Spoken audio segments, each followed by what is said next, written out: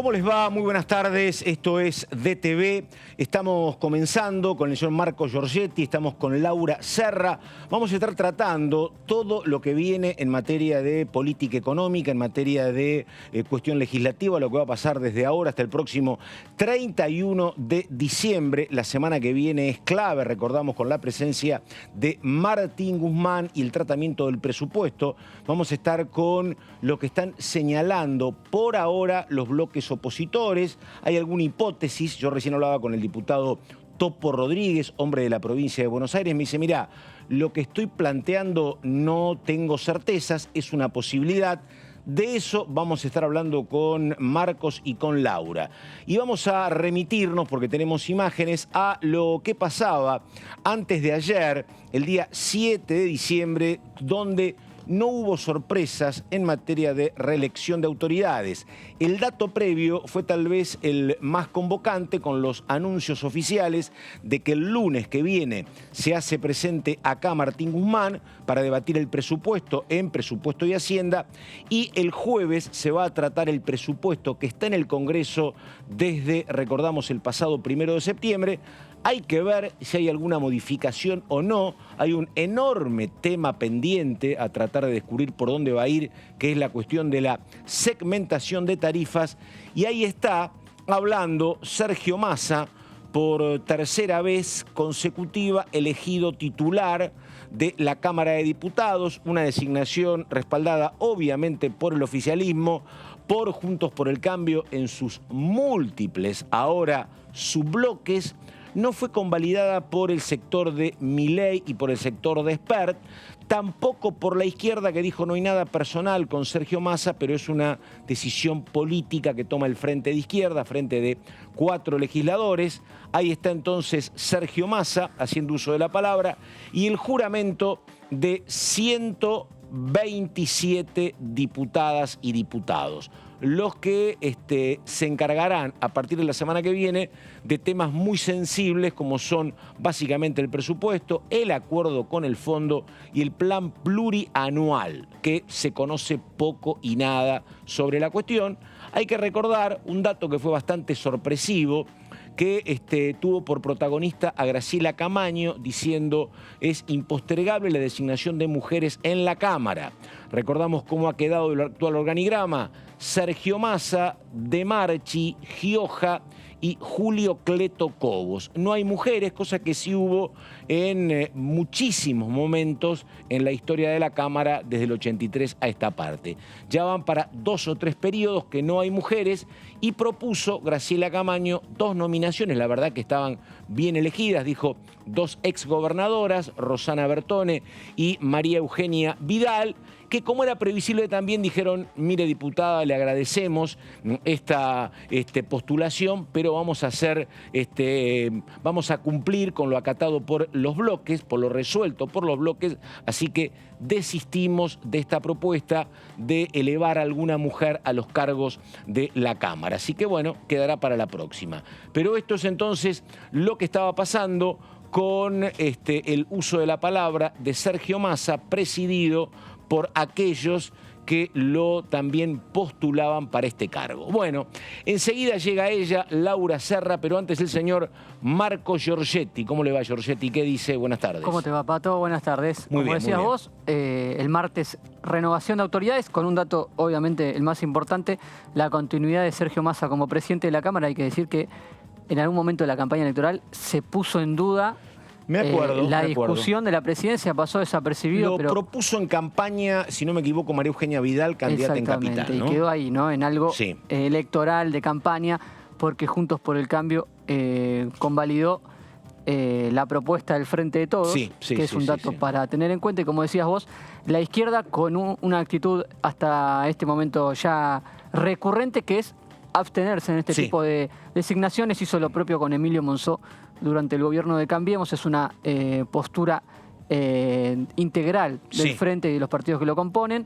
Y la aparición de estos bloques libertarios sí era una novedad, ver qué resolvían en este tipo de cuestiones que tienen que ver más con el funcionamiento que van a estar divididos en dos bloques. Uno es Avanza Libertad, el otro Libertad Avanza. Exactamente. La verdad que es una complejidad para nosotros que Milei y Espert no nos han solucionado. Ayudado. Pero bueno, vamos a tener que estar todo el tiempo teniendo el machete para recordarlo. Un Milei que quedó en el recinto. Sí, fue la foto del fin de semana. Fue la foto del fin de semana, rodeado pegadito por los 4 diputados de izquierda. Pegado sobre la última fila de bancas en el centro del recinto, misma altura del centro, pero por la mitad, que es donde están los diputados bonaerenses, porque los diputados de Milei son de la Ciudad de Buenos Aires, cerca de donde están los diputados bonaerenses, de donde está Randazzo, el Topo Rodríguez, que vos lo mencionabas, y Graciela Camaño, están José Luis Espert y Carolina Píparo. Ahí estamos.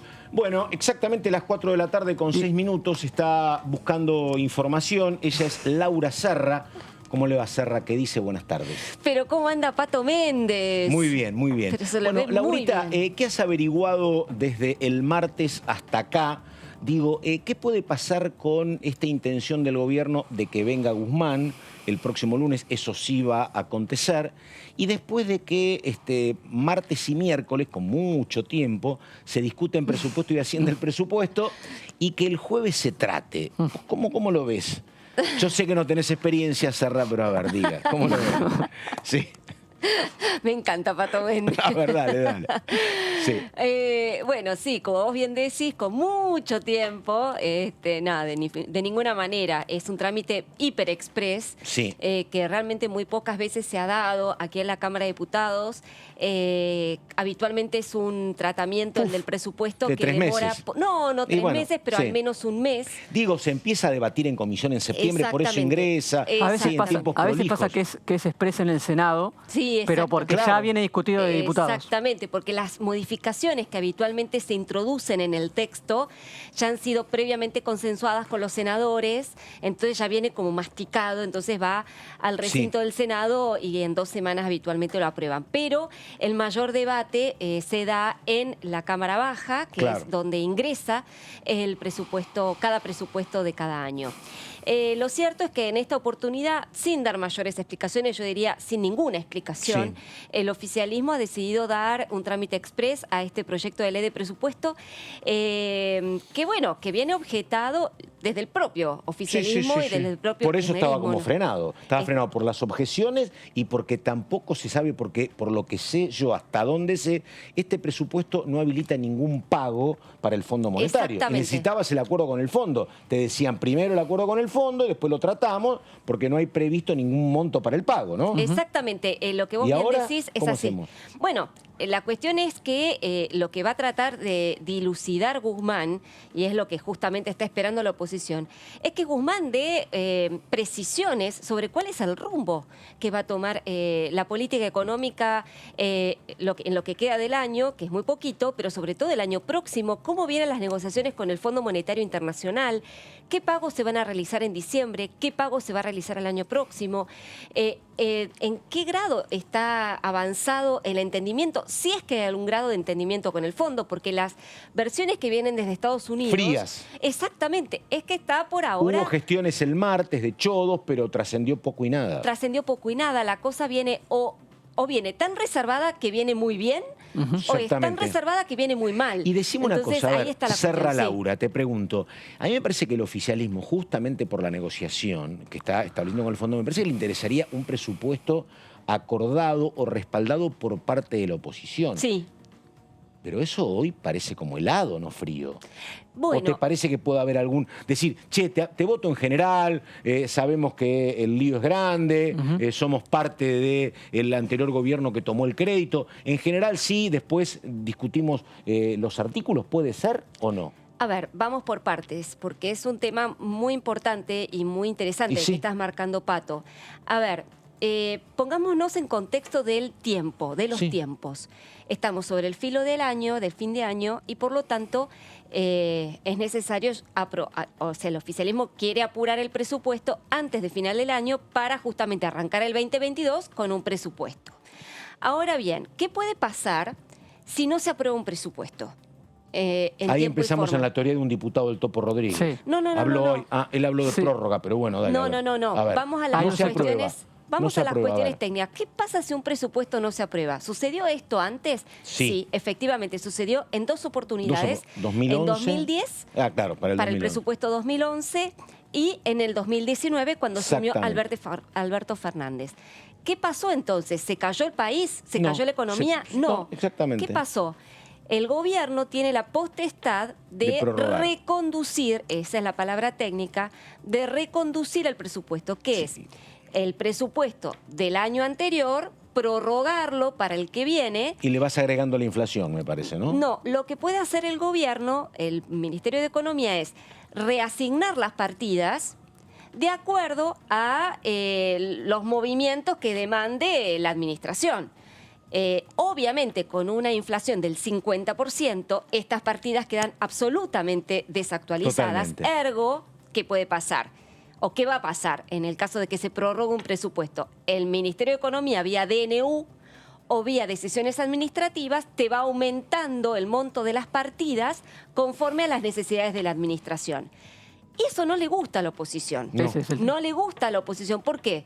Porque vos le estás dando una carta blanca al Ministerio de Economía para que pueda disponer de los recursos a su antojo. Y al jefe de gabinete. Sobre todo al jefe de gabinete, que es el que formalmente pone que eran la los firma. tiempos, los cuestionamientos, acordate, a los superpoderes del jefe de gabinete, que era la gestión. En aquel momento el jefe de gabinete era Alberto Fernández, y después fueron los otros jefes de gabinete, Sergio Massa y alguno más de Cristina Fernández. Exactamente, pero acá es otra la situación, porque estamos hablando de que acá hay voluntad hubo voluntad de tratar el presupuesto, el oficialismo está demorando deliberadamente el tratamiento del proyecto de ley, pero la oposición está en un dilema, porque si no se lo aprueba en tiempo y forma antes de fin de año, el gobierno dice, no me importa, carta blanca para reasignar partidas como se me da la gana.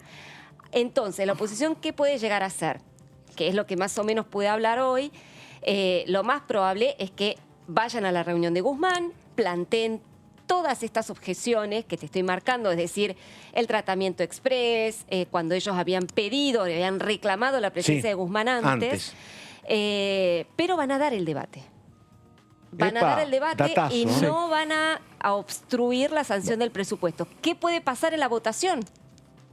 Podrían abstenerse o podrían rechazarlo. Esas son seguramente no lo van a aprobar. Olvídate que lo aprueben, pero seguramente van a y el oficialismo tendrá que rascar la olla con viejos aliados para tener los 129. A la hora de votar algunos artículos que puedan ser complicados, sí. Claro. Absolutamente. Bueno, ya está. Lo dijo Serra, terminamos, Serra. Ya está.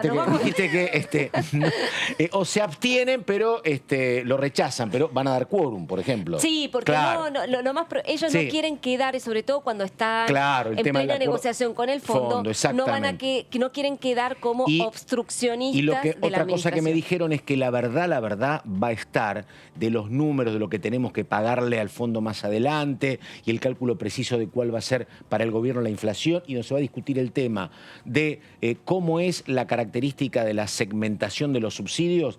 Gran parte de esas cuestiones van a estar en algo que llegará después, que es el famoso plan plurianual. Entonces, si es así, Pato, lo que vos decís, el presupuesto 2022 no va a dejar de ser un enorme dibujo, un gran dibujo que el gobierno pretende apurar para mostrarle algo al Fondo Monetario Internacional de que hay un acuerdo por el presupuesto. Ahora, es un presupuesto creíble. Es que, perdóname, hay una cuestión, enseguida estamos con Giorgio Giorgetti, pero hay una cuestión central con esto, que ni siquiera está laudado dentro del propio oficialismo que se hace con los subsidios. Por eso. Exactamente. Guzmán quiere menos y hay sectores dentro del propio Frente de Todos que dicen más o dejar lo que está. Pero esas son las cosas que están muy pendientes de la oposición para ver qué dice Guzmán. Claro. Por eso tan importante su participación. Hoy estuvo en el Senado el gobernador de Córdoba. Schiaretti, mira vos. El gobernador Schiaretti en la jura de los senadores, porque está su mujer. Juró su mujer, acompañada de la ex senadora Élida Vigo. Mira vos, del Frente Misiones. De Misiones del Frente para la Victoria, con un gesto muy cariñoso hacia la vicepresidenta. ¿De parte de quién? ¿De Vigo? Eli Davigo. Mirá vos, es bueno, esto no lo sabía. A diferencia de su cuñado. Exactamente. No sabía eso. Al lado de su hermana. Claro. Le hizo un gesto de cariño a la vicepresidenta porque fueron compañeras de bancada del Frente para la Victoria entre el 2005 y el 2011. Claro. Y una es representante de Misiones y la otra es de Córdoba. De Córdoba, exactamente. Y allí estuvo la plana también del bloque de Córdoba de Diputados en el Senado, acompañando a Alejandra Vigo, que hasta el 10 de diciembre es diputada. Y a partir del recambio pasará al Senado. Y el bloque de Córdoba, por lo que pude conversar, tiene una posición bastante parecida también a la de la oposición que está en general, que está contando Laura, en el tema del dilema que enfrentan de... Vos decís si el oficialismo podría contar con 4 votos ahí a lo mejor. Exactamente, y no les asusta el tema de... 3 ahora son los cordobeses. Son 3, pero están dentro del interbloque federal. No les asusta el tema de la velocidad y están dispuestos a dar quórum el jueves en una hipotética cuestión para, porque es del Senado, pero tiene que ver con Córdoba también. ¿Ya se eligieron autoridades también en el Senado? ¿Quedó confirmada Lozada? No, eso se hace en la última semana de febrero. En el Senado se hace la sesión preparatoria para ratificar autoridades, pero internamente los bloques ya han comunicado de manera casi oficial cuáles han sido los lugares que han acordado, y la vicepresidencia, que es de Lustó, va a ser para Carolina Lozada. Ahí estamos. A mí no me dejaba de llamar la atención, la verdad, lo vertiginoso de la carrera de Lozada, ¿no? Que senadora y al cabo de nada, vicepresidenta tercera de la Cámara, bueno, pero no, por supuesto, Juntos por el Cambio hizo una elección muy fuerte en la segunda provincia, tercera provincia del país. Interesante, Pato, que se da en el Senado, digamos, una Cámara que habitualmente fue de hombres, ¿no? Totalmente. No, y que una de las vicepresidentas sea mujer. Cosa que no se dan diputados, donde la paridad es prácticamente... la vicepresidenta provisional también es mujer. Claro. Tenés razón, Marcos, está muy bien. En cambio, en diputados... Tenés Buenos Aires, Santiago del Estero y Santa Fe. Sí. Y 3 mujeres. Con federalismo. Bueno, ustedes recordarán, en la última sesión de la Cámara de Diputados hubo que hacer un planteo por parte de Graciela Camaño por esta cuestión de que todas las autoridades fueron de la Cámara Baja son hombres. Y bueno, hubo ese planteo de Graciela para que hubiera paridad. Y la verdad es que la Cámara de Diputados muchas veces que se rasga las vestiduras en cuanto a la cuestión de la paridad, empezando por el bloque oficialista, y no lo estamos viendo reflejado en las autoridades. Yo no entendí, la verdad, como ninguno de los bloques de los 3 proponía una mujer, era tan sencillo, más con los nombres que daba Graciela Camaño, ¿no? Sí, absolutamente. Y lo otro, porque siempre, si querés, la Cámara más conservadora es el Senado, si querés. Y la Cámara menos conservadora es diputados. Sí. Y lo otro, ¿viste cuál es el dato del gran crecimiento de Carolina Lozada? Yo la verdad que no lo tenía tan presente. Su compañero de fórmula, el otro senador, es Escarpín. Escarpín era el representante, el intendente de Avellaneda, la ciudad que se enfrentó a la decisión en su momento del gobierno de expropiar Vicentín. Él se puso a la cabeza. Entonces vos mirás los votos de la fórmula Lozada y Escarpín y el 70% están en el norte de la provincia. Ahí arrasó Escarpín. Y eso rindió a favor, obviamente, tributó para Carolina Lozada. En esa zona de Santa Fe entra la ciudad de Santa Fe cuando... Mirá, ese es el departamento más ubicado al norte, cerca del Chaco, muy cercano a Reconquista. Pero hay gran caudal de votos en esa zona. Hay mucho, pero ahí volcó, Escarpín volcó el padrón.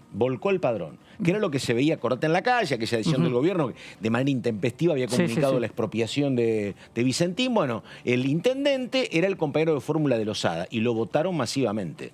La provincia se divide en 2. La ciudad de Santa Fe divide. Para el sur es Rosario y para el norte es Santa Fe, Reconquista, Avellaneda, efectivamente. Poblacionalmente tiene más incidencia Rosario. Claro. Porque hay otra ciudad grande como Venado Tuerto. Pero la verdad, ganó con mucha comodidad Lozada. Cuando me decís, ¿por qué ganó? Bueno, porque en el norte le fue muy, muy bien. Bueno, estamos con el señor Marco Giorgetti, estamos con Laura Serra, efectivamente las 4 de la tarde con 20 minutos y comenzamos, Serra y Giorgetti, lo que pasa con esta Cámara, que la verdad hay que mirarla en cuidado y con cuidado, pero me parece más atomizada que en otros momentos históricos. No es solo que hay mucho bloque, sino mucho subbloque. A ver, empezamos con el detalle donde aparecen oficialistas, opositores. Ahí tenemos los bloques en conjunto que tendremos a partir de ahora, ¿no? El Frente de Todos, Juntos por el Cambio, el bloque federal, Provincias Unidas, después me van a ir diciendo tanto Marcos como Laurita, esto de los nombres que van cambiando, ¿viste? Cada 2 años, sí. Tenés de Ser Energía para Renovar, absolutamente creativos, y uno los termina identificando con la cabeza de bloque, que es como más normal. Y ahí tenés, mira, la libertad avanza y avanza libertad, en un regalo, en un gesto. Es insólito. En un gesto de Milei y Desper para nosotros los periodistas.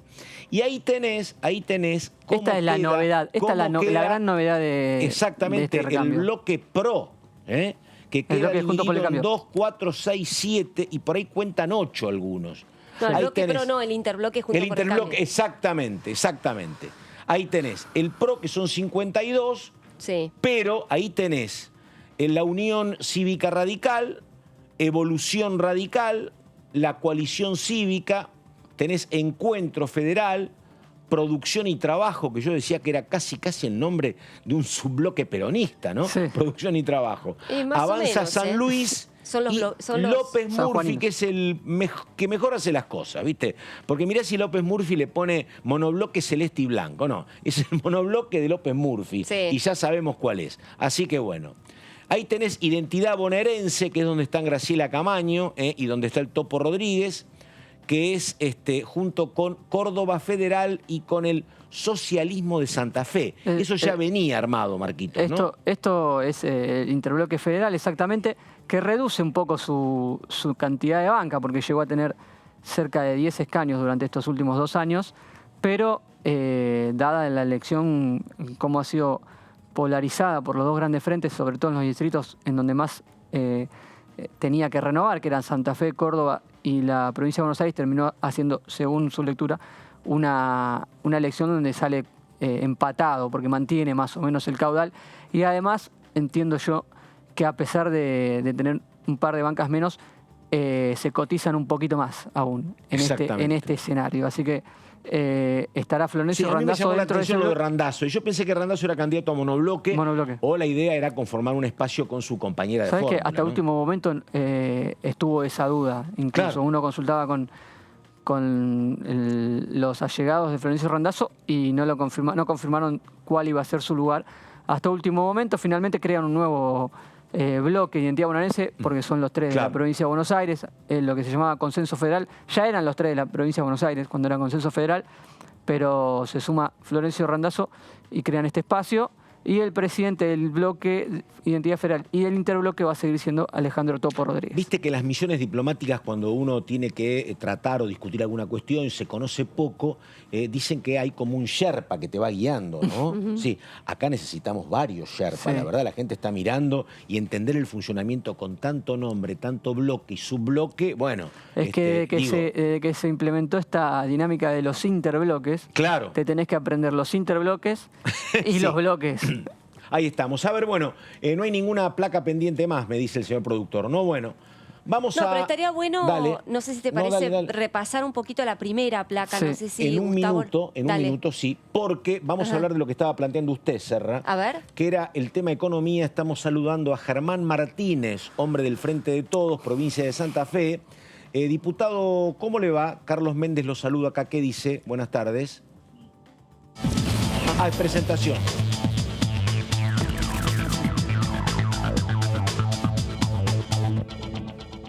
Ahí estamos, el diputado Germán Martínez.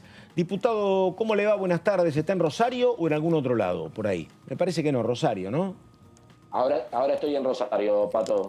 Buenas tardes para vos y para todos allí en la mesa. Gracias. Bueno, recién estábamos con Laura Serra hablando de todo lo que tiene que ver con la presencia el próximo lunes de Martín Guzmán. Digo, bueno, usted es oficialista, hace rato que estaban pidiendo propios y ajenos que el ministro concurriera. Primera pregunta, diputado, ¿concurre ahora el ministro Guzmán porque tal vez hay alguna señal de que ha avanzado más la negociación con el fondo o no? ¿O son los tiempos parlamentarios más allá de lo que esté pasando en Washington? ¿Qué puede decir Germán Martínez? Que nosotros tuvimos elecciones el 14 de noviembre, Pato. Sí. Y me parece que hay que tratar de entender una dinámica particular del tratamiento del presupuesto para el año 2022 en el contexto de lo que fue un sistema, fechas de votación, hubo fechas de votación que estuvieron extendidas hacia el mes de noviembre, ¿no? Recordemos que nosotros modificamos el habitual calendario electoral, postergando las fechas, y eso, bueno, calzó justo en el medio de lo que son los cronogramas que traza la propia ley de administración financiera respecto a la presentación del presupuesto. A mí me parece, lo dije, creo que con vos en alguna entrevista que tuvimos en el medio de todo esto, me parece absolutamente razonable lo que pasó. El presupuesto se presentó como corresponde, ahí nomás del 15 de septiembre. Que no haya venido el ministro Guzmán no significa que los diputados y las diputadas no hayamos tenido tiempo ni de mirar el presupuesto, ni de estudiar el presupuesto, ni de tratar de analizarlo desde las dos lógicas que para mí son fundamentales, que son la lógica de las jurisdicciones provinciales y la lógica de las distintas áreas de políticas públicas. Y me parece que a partir de eso, mientras que íbamos dando esos análisis, íbamos haciendo esas reflexiones, todos encontramos también lugares por donde ir planteando determinadas situaciones que esperemos, la presencia del ministro Guzmán el día lunes en la Cámara de Diputados y el tiempo que después nos daremos los propios diputados, sea la oportunidad de poder ordenar todas estas reflexiones y tener el mejor presupuesto posible para el 2022. Laurita. Hola Germán, ¿cómo le va? Mucho gusto de estar hablando con vos, porque sé de tu compromiso cada vez que se discute el presupuesto, hace mucho tiempo que estás acá, así que sé que lo seguís muy... Incluso como técnico antes, ¿no? Por eso, claro, exactamente. Porque trabajaba mucho con Agustín Rossi, así que nos conocemos hace bastante tiempo y conoce al dedillo todo lo que tiene que ver con el tratamiento del presupuesto. Y me permito de alguna manera decir que si bien es cierto que hubo elecciones, no es la primera vez que en un año electoral se discute cada el presupuesto. Dos te toca. Cada 2 años se discute el presupuesto. La diferencia es que este año no hubo ningún tratamiento en comisión, a diferencia de otros años electorales. Digamos, si bien después la sanción o la media sanción se postergaba para después del acto electoral, lo cierto es que siempre hubo una discusión de por lo menos un mes en la Cámara de Diputados, en las comisiones en donde venían los funcionarios a explicar el detalle de sus respectivas áreas, donde los diputados podían hacer las preguntas pertinentes y sobre todo donde era el ámbito de intercambio, donde los diputados podían hacer sugerencias de modificaciones para que los funcionarios podían receptarlas y eventualmente dar el ok o no.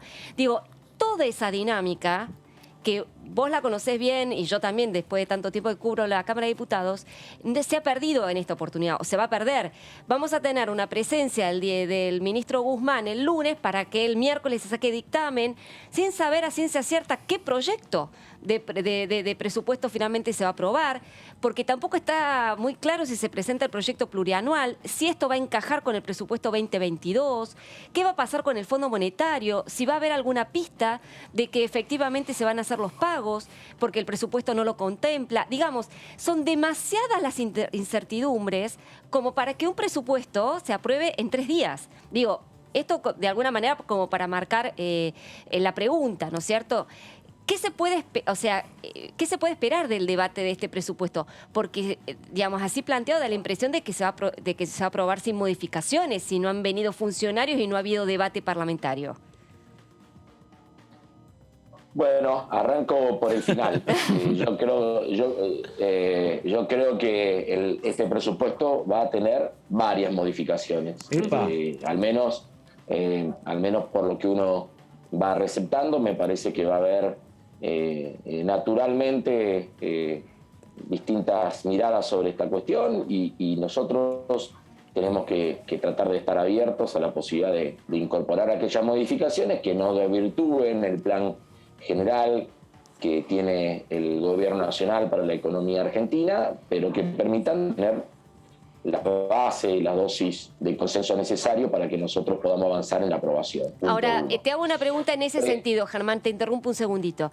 Cuando me decís puede haber varias modificaciones, las modificaciones tienen que ver con las metas macro, digamos, es decir, pauta de inflación, meta de inflación, déficit, gasto total, ingresos, eso se va a mantener y lo que pueda modificarse es el articulado que habitualmente se hace, la planilla de obras públicas, etcétera. Digamos, ¿dónde van a rumbear las modificaciones?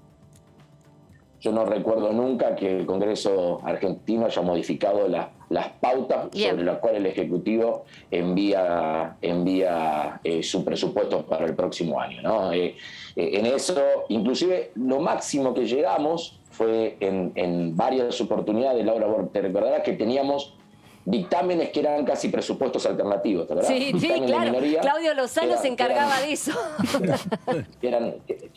Sí, pero pasó más de una vez. Digamos, no solamente Claudio, que además lo hacía bien. Es más, a veces me gustaban más los presupuestos de Lozano que los propios. Pero bueno, te lo tomamos.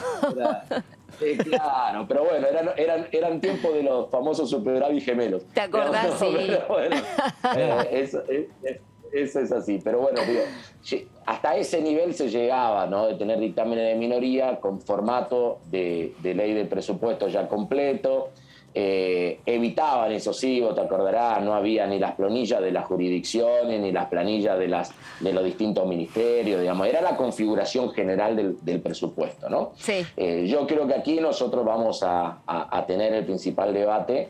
Yo creo que va a haber varios debates, porque aprovechando que vos hiciste una pregunta donde también expresaste lo que sé que pensás respecto a cómo tiene que ser la dinámica parlamentaria respecto al tema presupuesto, yo te repreguntaría y te diría, de todas esas preguntas que vos hiciste, ¿cuál está saldada antes del lunes que venga Guzmán? Y te diría que ninguna. No, ninguna, por eso. Yo tengo todas esas preguntas. Y bueno, pero entonces, lo que te digo es exactamente al revés, digamos, ¿no? Si hay una enorme cantidad de preguntas que rodean la actividad de aprobación de la ley de presupuesto, y sabemos que el presupuesto es justamente eso, suponer un rumbo en el medio de todas las preguntas que vos bien hiciste y bien mencionaste, digamos, ¿no? Me parece que nos tenemos que animar a ver hasta dónde puede llegar el Poder Legislativo alrededor de esto. Claro. Tenemos un Ejecutivo que tiene negociaciones importantes.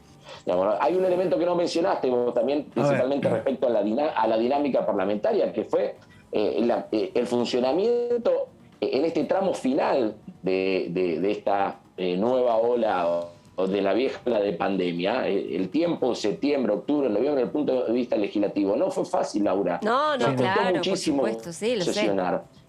Y vos sabés perfectamente que nuestro bloque quiso sesionar más veces de las que pudo, digamos, ¿no? Y tenía que ver, y ahí sí te digo, no son inocuos los contextos electorales en la dinámica parlamentaria en un tema tan fuerte como este. Ahora vos me decís, bueno, el lunes viene Guzmán, lunes, martes, miércoles, lo que no se hizo efectivamente en un mes, lo intentan hacer en 72 horas, y bueno, va a ser la lógica de funcionamiento en este presupuesto. Tenemos que tratar de sacarle el máximo provecho a la presencia del ministro de Economía. Vamos a tener que trabajar muy intensamente desde el lunes a la mañana, todo el lunes a la tarde, martes, miércoles, para ver si podemos incorporar la mayor cantidad de miradas posible dentro de los números del presupuesto y lograr la aprobación que nosotros necesitamos. Te digo, también hay que ver el contexto general. No es lo mismo para la economía argentina y para las negociaciones que está teniendo nuestro país en el caso del Fondo Monetario Internacional, no es lo mismo terminar el año con o sin presupuesto. No, claro. Sí, claro, fue lo que señalaste hoy temprano, claro. Exactamente. Claro, bueno, me parece que eso también es importante tenerlo, es un elemento clave, un piso de consenso que me parece que es importante mostrar en esta instancia de negociación. Y lo último que te digo respecto a lo que me planteaste, a mí me parece que nosotros va a haber un empalme entre la propuesta de números macro para el año 2022 y lo que es este plan plurianual para la economía argentina. Entonces yo no veo en sí mismo contradicciones entre lo que se plantea en el proyecto de presupuesto y la plurianualidad planteada por el presidente de la Nación. Que dicho sea de paso, Germán, a ver, el presidente lo prometió al plan plurianual para la primera semana de diciembre y todavía lo estamos esperando. ¿Vos crees que puedan llegar a tiempo para presentarlo antes de fin de año o es algo que se podría esperar para el siguiente? Mira, a mí me parece que eso tiene que estar listo cuando estemos con capacidad de resolver alguna de las preguntas que vos hiciste, ¿no? Me parece que hablar de una plurianualidad cuando nosotros no tenemos del todo claro cómo va a ser el desarrollo de las negociaciones con el fondo en las próximas semanas. Digo, me parece que tenemos que ser realistas en eso, ¿no? Y ¿sabes cómo va a ser? El lunes va a ser eso, nos vamos a sentar y la oposición va a decir ¿por qué no vino antes, señor ministro? Eso va a pasar. ¿Por qué perdimos todo este tiempo? ¿Por qué no lo hicimos antes? Y nosotros vamos a decir porque ustedes no nos daban quórum ni para el etiquetado frontal y ese tipo de cosas que va a pasar el lunes. El folclore nuestro de cada sesión, ¿no? Ahí está. Y después de toda esa pirotecnia deberemos hacer la cosa que tenemos que hacer, que es tener el mejor presupuesto posible, ¿no? Volver al futuro, pero dirigida por Germán Martínez ahora, anticipando lo que va a ser la sesión. Decime, dale. Diputado, ¿cómo le va? Marco Giorgetti. Usted marcaba la necesidad que tiene el oficialismo de mostrar certeza del rumbo económico antes de fin de año. Dentro de esa necesidad también se incluye mostrar un apoyo importante de la oposición a lo que ustedes ofrezcan aquí en la Cámara de Diputados, o alcanza con la mitad más uno.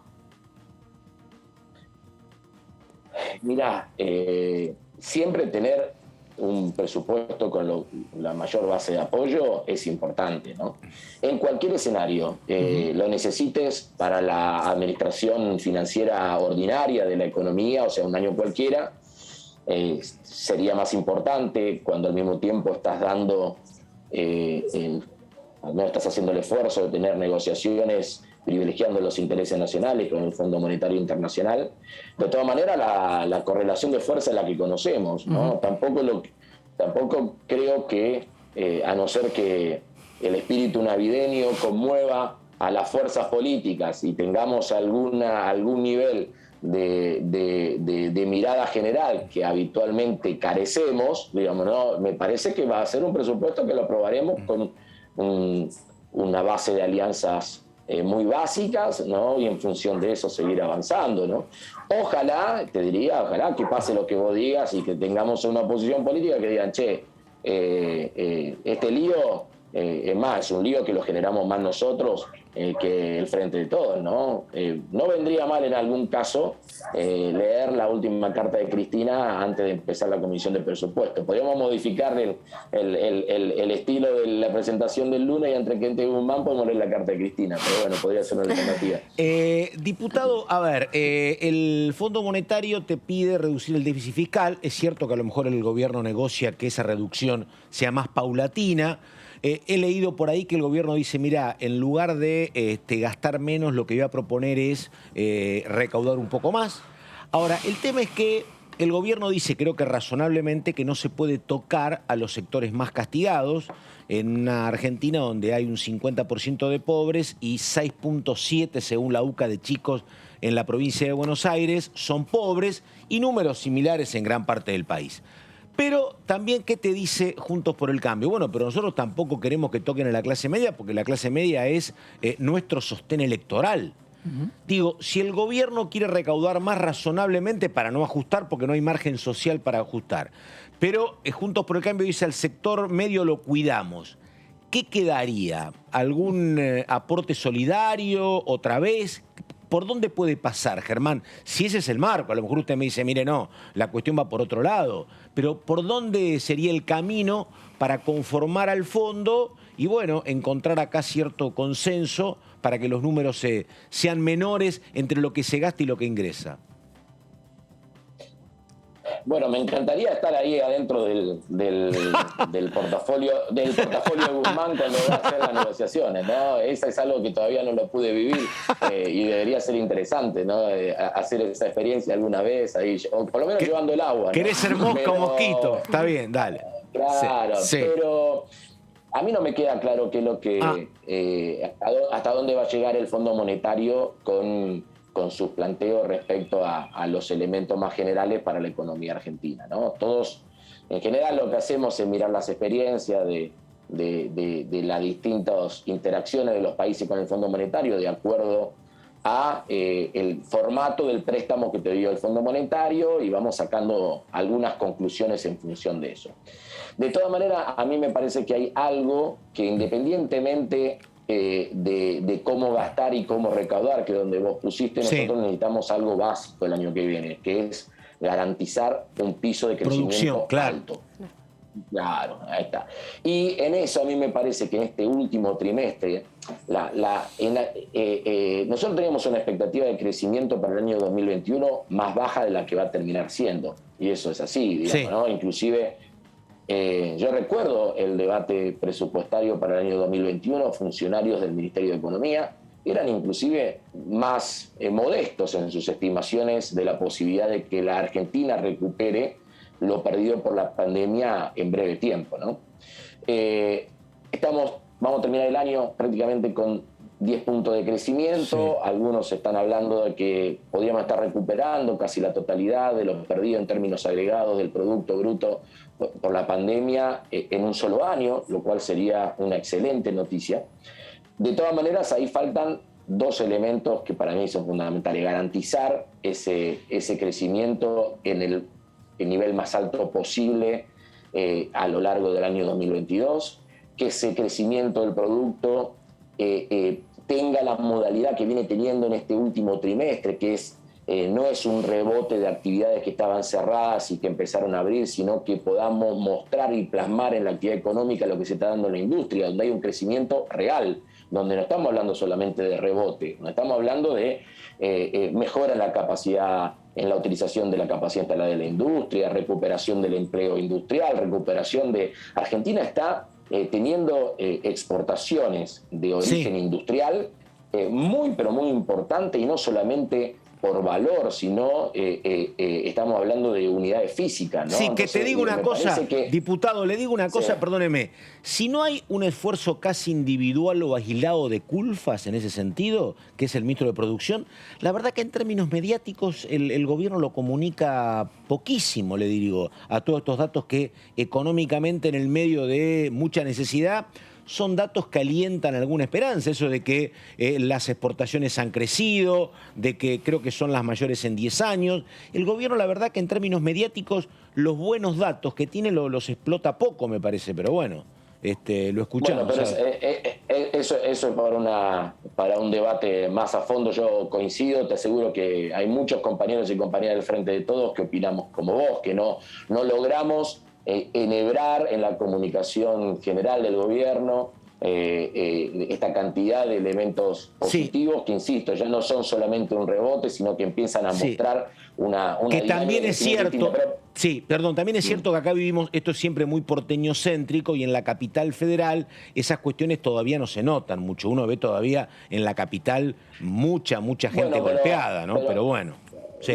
Pero no solamente en la capital. Sí, claro. Digamos, ¿no? Lo que vos estás diciendo ahí te quería decir. Yo lo que creo, y ahí viene un poco, me parece, la mirada para el año que viene, que nosotros no podemos confiar en que la recuperación de nuestro pueblo, de las condiciones de vida cotidiana, doméstica del pueblo argentino, provenga o venga directamente de un natural crecimiento de la economía, de una recuperación natural del movimiento económico y de una especie de derrame neodesarrollista, digamos, ¿no? Nosotros necesitamos, además de que este crecimiento se amplifique, se potencie, se consolide, yo creo que vamos a necesitar políticas públicas concretas que inyecten en la pirámide social, en los niveles más bajos, en los niveles medios, posibilidad de seguir recuperando lo que básicamente podríamos llegar a denominar el consumo popular, ¿no? Y ahí va a haber un debate que no se va a cerrar ni con el presupuesto 2022 y no se va a cerrar tampoco cuando nosotros vayamos a dar las puntadas finales al acuerdo con el fondo. Nosotros necesitamos permanentemente pensar cuáles son las iniciativas que nos puedan permitir esto. Respecto a ¿A quién sacarle para darle a quién? Vos sabés perfectamente que ese es un debate permanente en la política económica, ¿no? Y de eso en algunos. Yo creo que todavía tenemos un estrecho desfiladero en los próximos meses, que es poder apostar a un nivel de crecimiento elevado en función de la propia dinámica de la economía, probablemente sin modificar demasiado el quién pone y en quién gasto, digamos, ¿no? Eso es, si vos te acordás, en los primeros años, Laura, que también es memoriosa, en los primeros años del kirchnerismo original con Néstor, cuando 2007, final 2006, 2007 analizamos los presupuestos, la oposición que nos decía, venimos creciendo hace 4 años y todavía no ha habido una reforma tributaria que acompañe ese crecimiento de la economía, ¿no? Después, cuando hicimos un mínimo intento de modificar la recaudación a través de las 125, nos la pusimos contra una pared, digamos, ¿no? Pero digamos, lo digo, eso pasó en la Argentina. No son fáciles los de ninguna manera de la redistribución del ingreso. Tampoco fue fácil lo que vos planteaste respecto del aporte solidario extraordinario. Claro. De hecho, a los que tenemos en contra ahora critican en parte la subejecución de algunas partidas del aporte solidario extraordinario. Estas cosas pasan, digamos, voto en contra y después te digo por qué no gastaste más rápido. Diputado, es medio raro, sí. Te quería preguntar sobre la cuestión de las tarifas, que creo que va a ser un tema urticante a tratar justamente en el presupuesto 2022, que va a arrancar la semana que viene. Porque no está muy claro efectivamente qué va a hacer el gobierno nacional respecto de este tema, si van a mantenerse los subsidios tal como están planteados. El gobierno está diciendo de que se va a avanzar hacia una segmentación, tampoco se conoce bien en detalle cómo va a instrumentarse dicha segmentación. Lo cierto es, en el presupuesto 2022, ¿puede haber alguna modificación en el tema tarifas concretamente, lo que digamos el Tesoro destina todo mes a mes, a mesa para justamente subsidiar todo lo que es la política energética, por ejemplo? ¿O puede haber algún tipo de modificación en ese sentido? Bueno, en el presupuesto lo que vos tenés que definir es la cantidad de recursos que está dispuesto a poner en la partida de subsidios. El presupuesto no define, no se mete en cuánto subsidio la mayorista y cuánto subsidio directamente el precio final, como puede ser el caso del área metropolitana de Buenos Aires, ¿no? Entonces, a mí me parece que va a haber una definición gruesa respecto al monto global de dinero posible a inyectar en lo que es el esquema de la subsidios. Pregunta es si va a ser mayor o menor al de este año, que ya este año fue, digamos, junto con todo lo que fue políticas sociales, que fue importante, muy importante este año, subsidios se llevó una tajada millonaria, multimillonaria, en dólares, digamos, ¿no? Pero importante, muy importante. La cuestión es, ¿se va a mantener esa cifra o cree que va a ser menor el año que viene? Yo no tengo claro cómo va a terminar la cifra final, sí te digo lo que yo opino respecto. A mí me pareció a mí me parece que fue acertado que tengamos una política tarifaria muy, si se quiere, con mucha intervención del Estado en este tiempo donde nosotros teníamos que cuidar los pequeños signos de reactivación económica y de consumo popular. Te lo digo de otra manera. Si nosotros a las pymes de Rosario o del partido de San Martín, por decir un ejemplo en la provincia de Buenos Aires, que para algo que conozcan más los que nos están viendo, digamos, ¿no? Nosotros lo hubiéramos también aumentado significativamente las tarifas para recuperar en parte lo perdido del año 2020, hubiera sido un elemento que hubiera impedido el desarrollo más o menos positivo que están teniendo las pymes industriales, principalmente en vastos lugares del país. Lo mismo desde el punto de vista del consumo doméstico, de las familias. Si nosotros hubiéramos aumentado las tarifas a lo largo del 2021 muy por arriba de lo que terminó siendo, las familias que venían golpeadas, no solamente por el tiempo de Macri, sino por la pandemia, hubieran tenido más dificultades para volcar recursos al consumo, ¿no? A mí me parece que hicimos bien lo que hicimos en el 2021, aunque Germán Martínez piensa que es una cuestión de justicia social que tengamos tarifas segmentadas. Coincidimos plenamente, claro. Ahí está, coincidimos, sí. Ahora, Pato, ahí hay que ver cómo se instrumenta eso, porque nosotros tenemos, no es solamente por cómo defino los segmentos, sino en los tres grandes eslabones que tiene la política tarifaria, que son la producción mayorista, el transporte y el valor agregado de distribución que le agregan las subdistribuidoras, digamos, ¿no? Ver dónde pongo los recursos. Claro. Porque dónde pongo los recursos nacionales, porque si no se da una situación que muchas veces es injusta, que es que nosotros subsidiamos claramente la mayorista y en algunos lugares terminamos también subsidiando el precio final. Digamos, ¿no? Entonces eso es, además de la injusticia propia de que todos paguemos lo mismo, que es una política sin segmentación, también tenemos muchas veces el problema territorial. Tenemos muchas subdistribuidoras en manos de las provincias, en algunos casos hasta la tenés privatizada también por las provincias. Muchas cooperativas, ¿no? Bueno, ni hablar Santa Fe y Córdoba, por ejemplo, ¿no? Más el entremado cooperativo que decía Laura. De hecho, aquí en la provincia de Santa Fe, independientemente del precio de la minorista, la tarifa de la empresa provincial de la energía aumentó bastante más por arriba de lo que ustedes han pagado en el Gran Buenos Aires, amigos. Exactamente. Entonces digo, ese tipo de cosas nosotros tenemos en un momento donde el gran objetivo es poner en marcha un país frenado.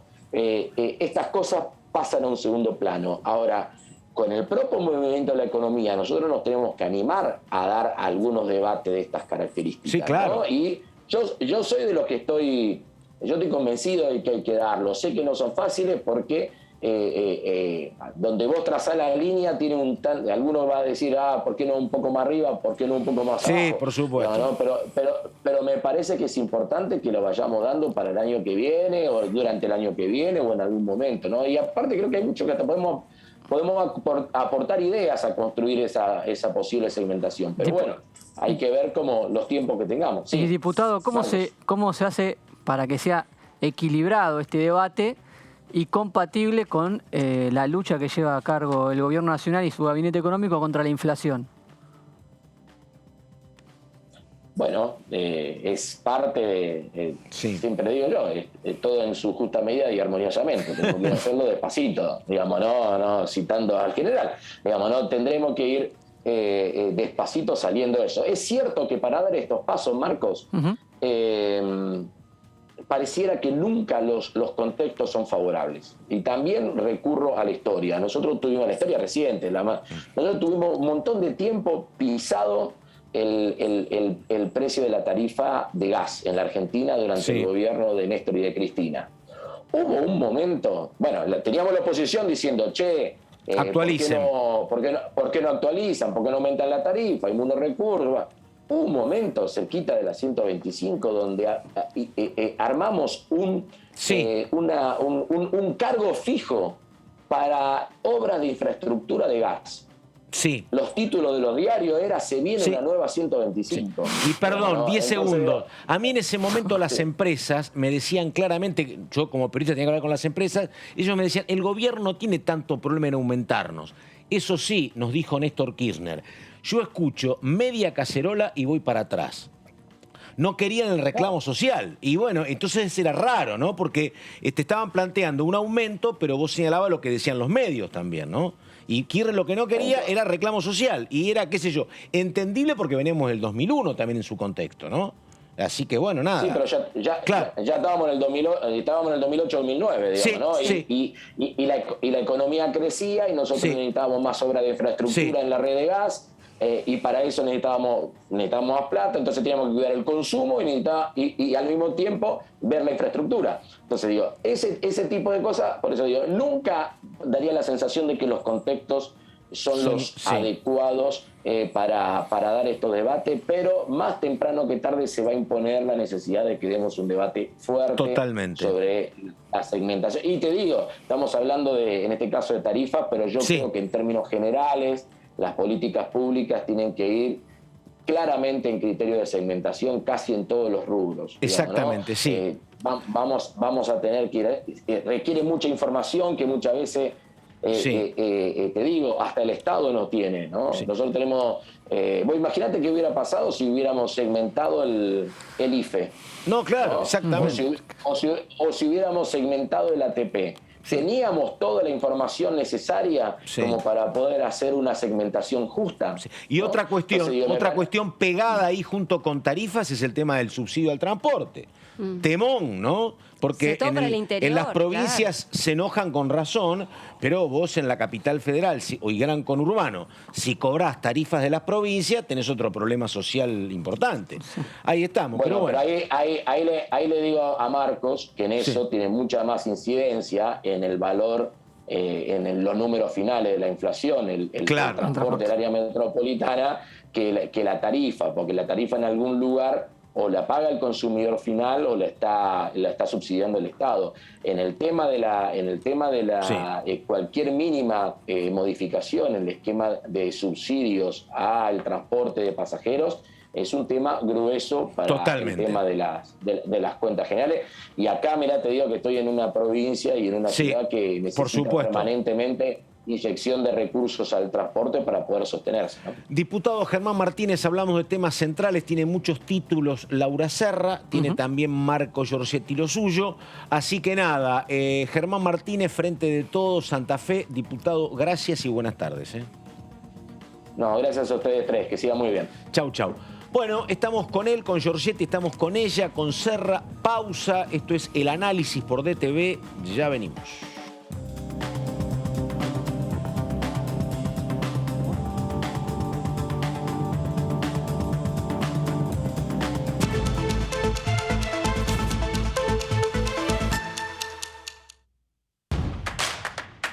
Información. Análisis. Diálogo. Consenso. Innovación. Economía. Ambiente. Tecnología. Federalismo. Pluralidad. Oficialismo. Oposición. Todo lo que sucede en el Congreso. Te lo contamos nosotros. Porque somos tu voz en el Congreso. DTV, el periodismo en el Congreso. Él se llama Fernando, 52 años, pero a veces puede llamarse Nacho Fútbol y tener 14. Otros días puede ser Iván Leyenda, fanático de los juegos online, o también @Sabritrap. Nacho Fútbol, Iván Leyenda y @Sabritrap son la misma persona, un acosador. El grooming es el acoso sexual contra niños, niñas y adolescentes por parte de un adulto a través de medios digitales. Los abusadores utilizan perfiles falsos para captar a sus víctimas en Internet. Habla en familia sobre grooming. Contales la importancia de proteger sus datos personales. Infórmate más en argentina.gov.ar/grooming. Argentina Unida. Argentina Presidencia. Hola, buenas noches. ¿Cómo les va? Ustedes ya saben, esto es DTV Entrevistas. Hoy estoy fascinado de poder estar acá. Vos sabés que hay veces que me pone nervioso cuando mis hijos o los grupos de los chicos que en su momento haciendo el deporte como entrenador me plantean cosas que me superan. Mirá que yo tengo una mente muy amplia, ¿no? Pero a veces los temas que plantean los adolescentes, los jóvenes, en determinados momentos, con toda la apertura que tengo para eso, ¿no? Te mueven un poco la estantería. Hay cosas que me ponen la estantería complicada. Yo lo primero que agradezco es la vida, sobre todo la que nos da Dios. Creo en Dios.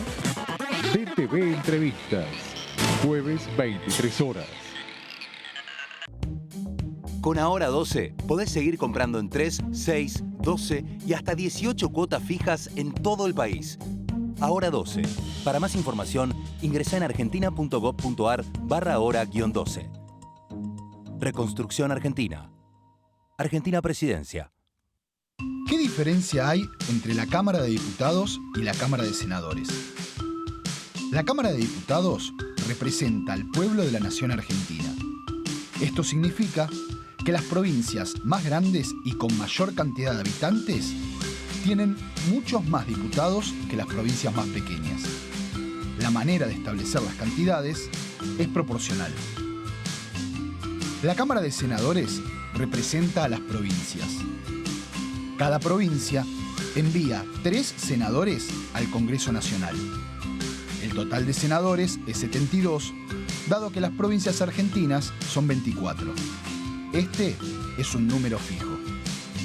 Por ejemplo, la provincia de Buenos Aires cuenta con 70 diputados nacionales y la provincia de Tierra del Fuego con 5.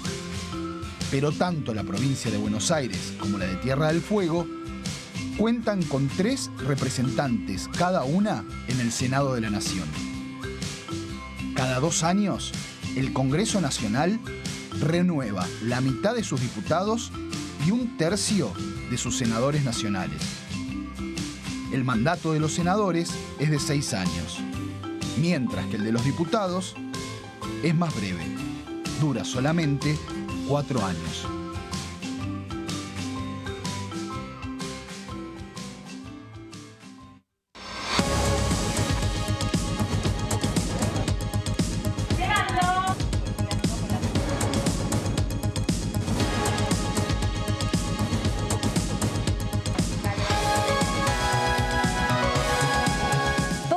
Sucede acá, te lo contamos nosotros, porque somos tu voz en el Congreso.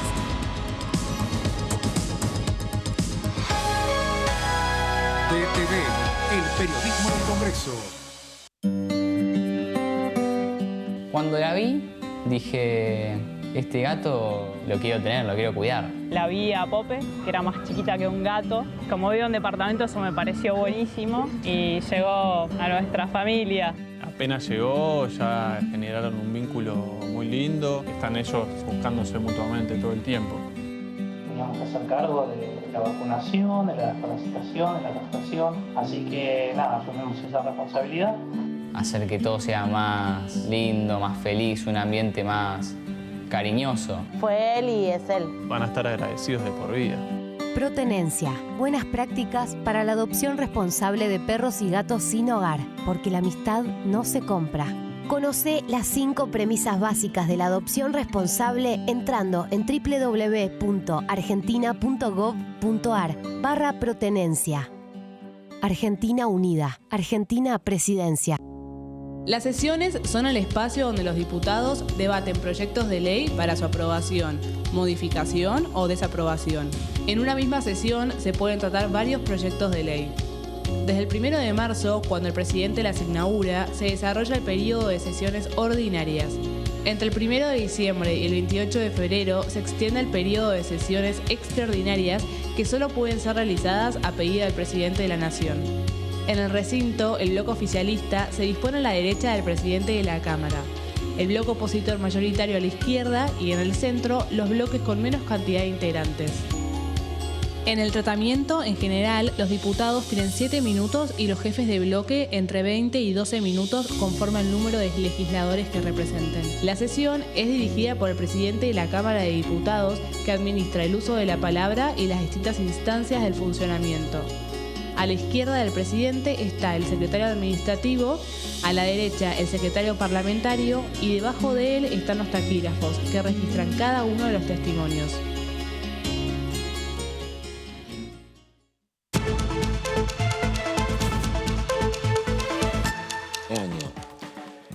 Muy bien, estamos sobre las 5 de la tarde, 4 minutos. Enseguida, Marco Giorgetti con un tema importantísimo que forma parte, si querés, del cuadro, del árbol de leyes económicas que el gobierno pretende impulsar. Habrá que ver si antes del 31 de diciembre, no creo que den los tiempos, pero sí para febrero, que es el tema agroindustrial.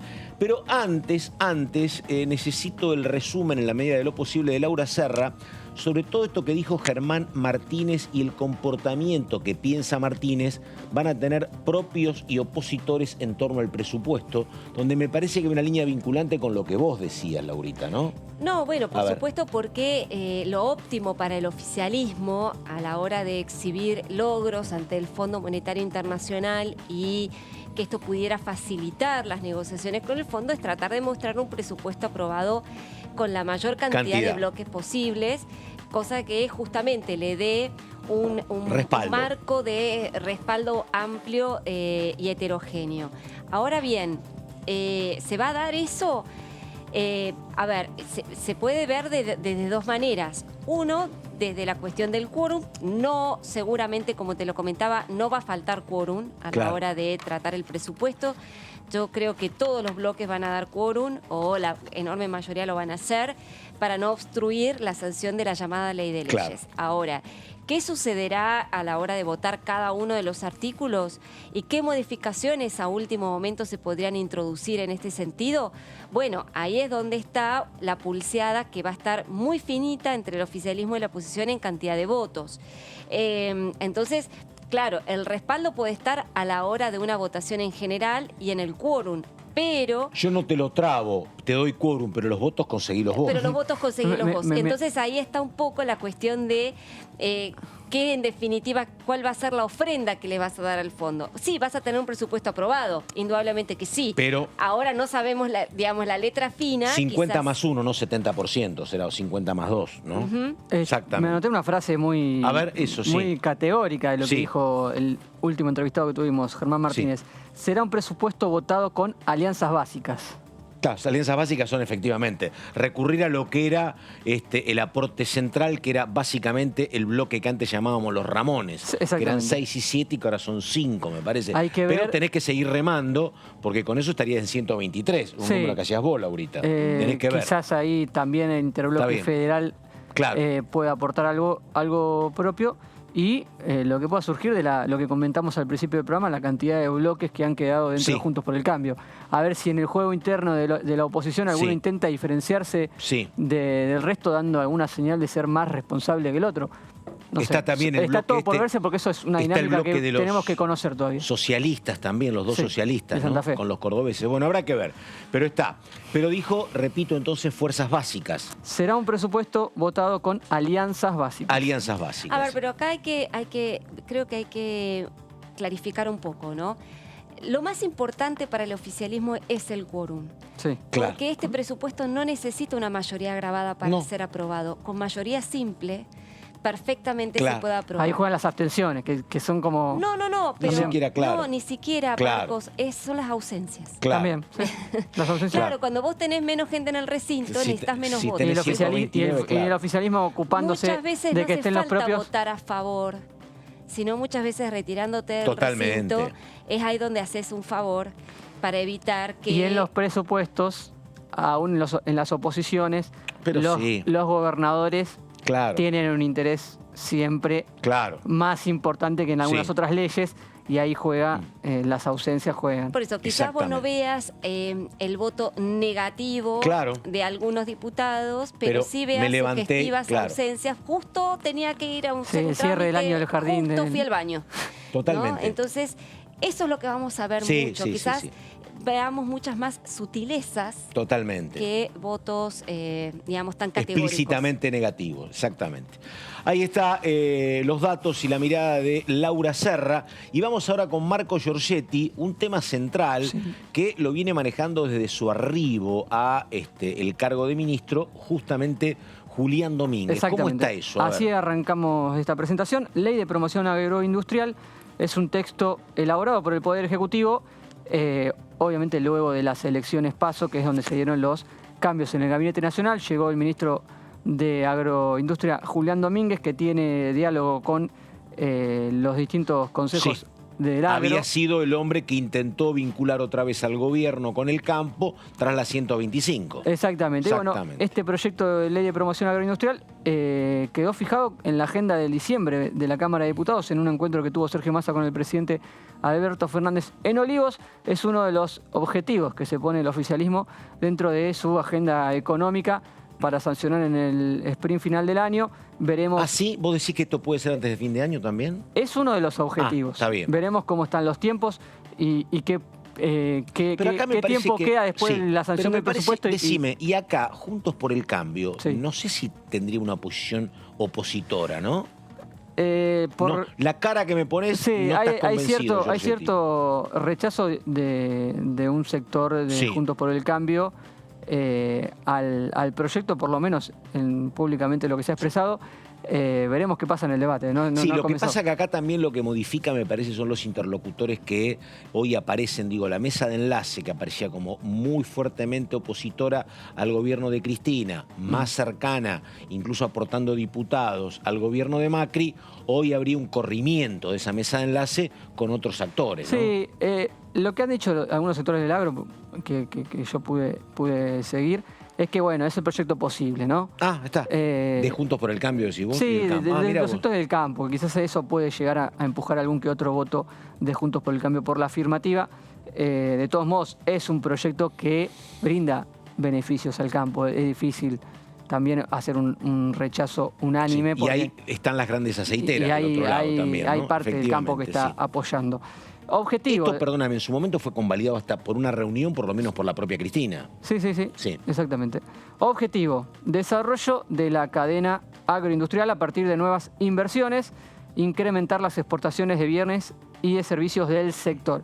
¿Y qué es lo que proyecta el proyecto, lo que intentará? A ver, números proyectados. Se intenta alcanzar los 100.000 millones de dólares en exportaciones hacia el año 2030. Un proyecto amplio. 2030. Sí. ¿Quién va a ser presidente o presidenta en el 2030? No, y el hijo de alguno actual, porque sí, bueno. 8 años hacia adelante puede pasar cualquier cosa. Sí, no falta tanto, sí. No falta tanto, pero en calendario argentino es... Por supuesto, sí. Como los años de los perros. Totalmente, uno vale 7, sí. Creación total de 700 puestos de trabajos entre directos e indirectos, 700.000 puestos de trabajo entre directos e indirectos, y una meta de producción de 200 millones de toneladas en cereales, oleaginosas y legumbres también hacia el año 2030. Es un proyecto que se plantea a mediano plazo, ¿no? No es solamente para... Acá tenés que resolver, me parece, a ver, vamos a los beneficios, incentivos, pero acá una gran cuestión, un debate histórico pendiente desde la 125 es el nivel de retenciones, ¿no? Me parece. Ahí es... una discusión que creo que se está llevando, un reclamo que se está llevando por las entidades del campo constantemente. Beneficios e incentivos. En sendas reuniones con el ministro.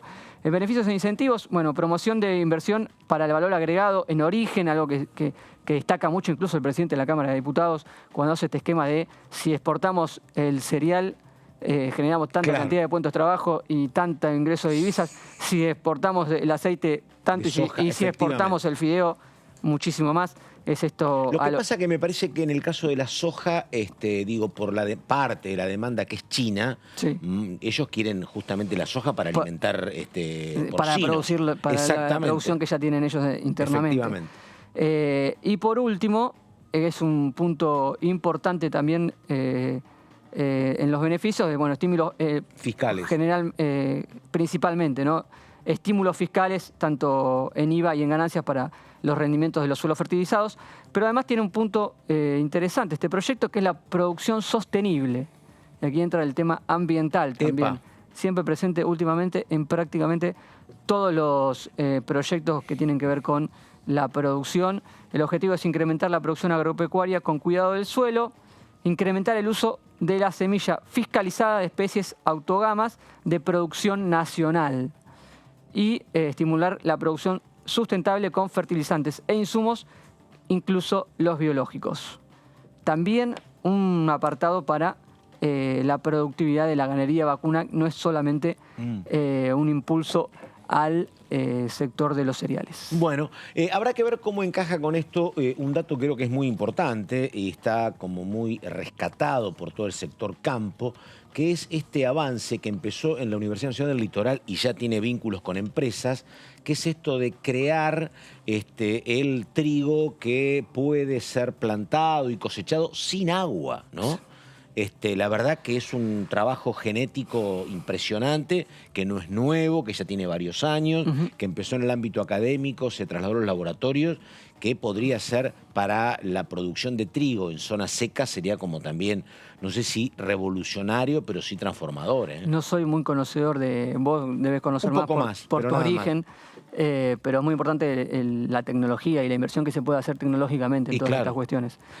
Para fomentar, obviamente, algo que no está solamente focalizado en el agro, sino en lo agroindustrial. Totalmente. Que el avance tecnológico acompañe el aumento de la producción. Enseguida hay más de Giorgetti, enseguida viene Laura Serra, que está buscando algún dato más de lo que puede pasar a partir del lunes. Y ahora la diputada entrerriana Gabriela Lena habla del presupuesto 2022 y dice lo siguiente. Bueno, creo que una de las cosas que deberían cambiar justamente en este Parlamento con otras mayorías es más tiempo y más diálogo. Nosotros, sinceramente, el presupuesto fue presentado hace un montón de tiempo. Hace mucho que nuestro bloque viene reclamando la presencia de Guzmán a la Cámara. Entonces, realmente celebramos que venga, como debe ser, pero necesitamos también más presencia, no solamente de Guzmán, sino de otros funcionarios, y un poco más de tiempo para poder estudiarlo con mayor detenimiento, porque obviamente que siempre hay reclamos y cosas para tratar de mejorar en cada uno de los proyectos que se presentan, y obviamente que con el presupuesto también. Ojalá esto se pueda dar, ¿no? La que se pueda tener mayor tiempo, y mayor tiempo para debate, digamos, ¿no? Y que se nos dé lugar a posibilidad de algunos cambios. Ahí estamos, después de la diputada Lena, diputada radical.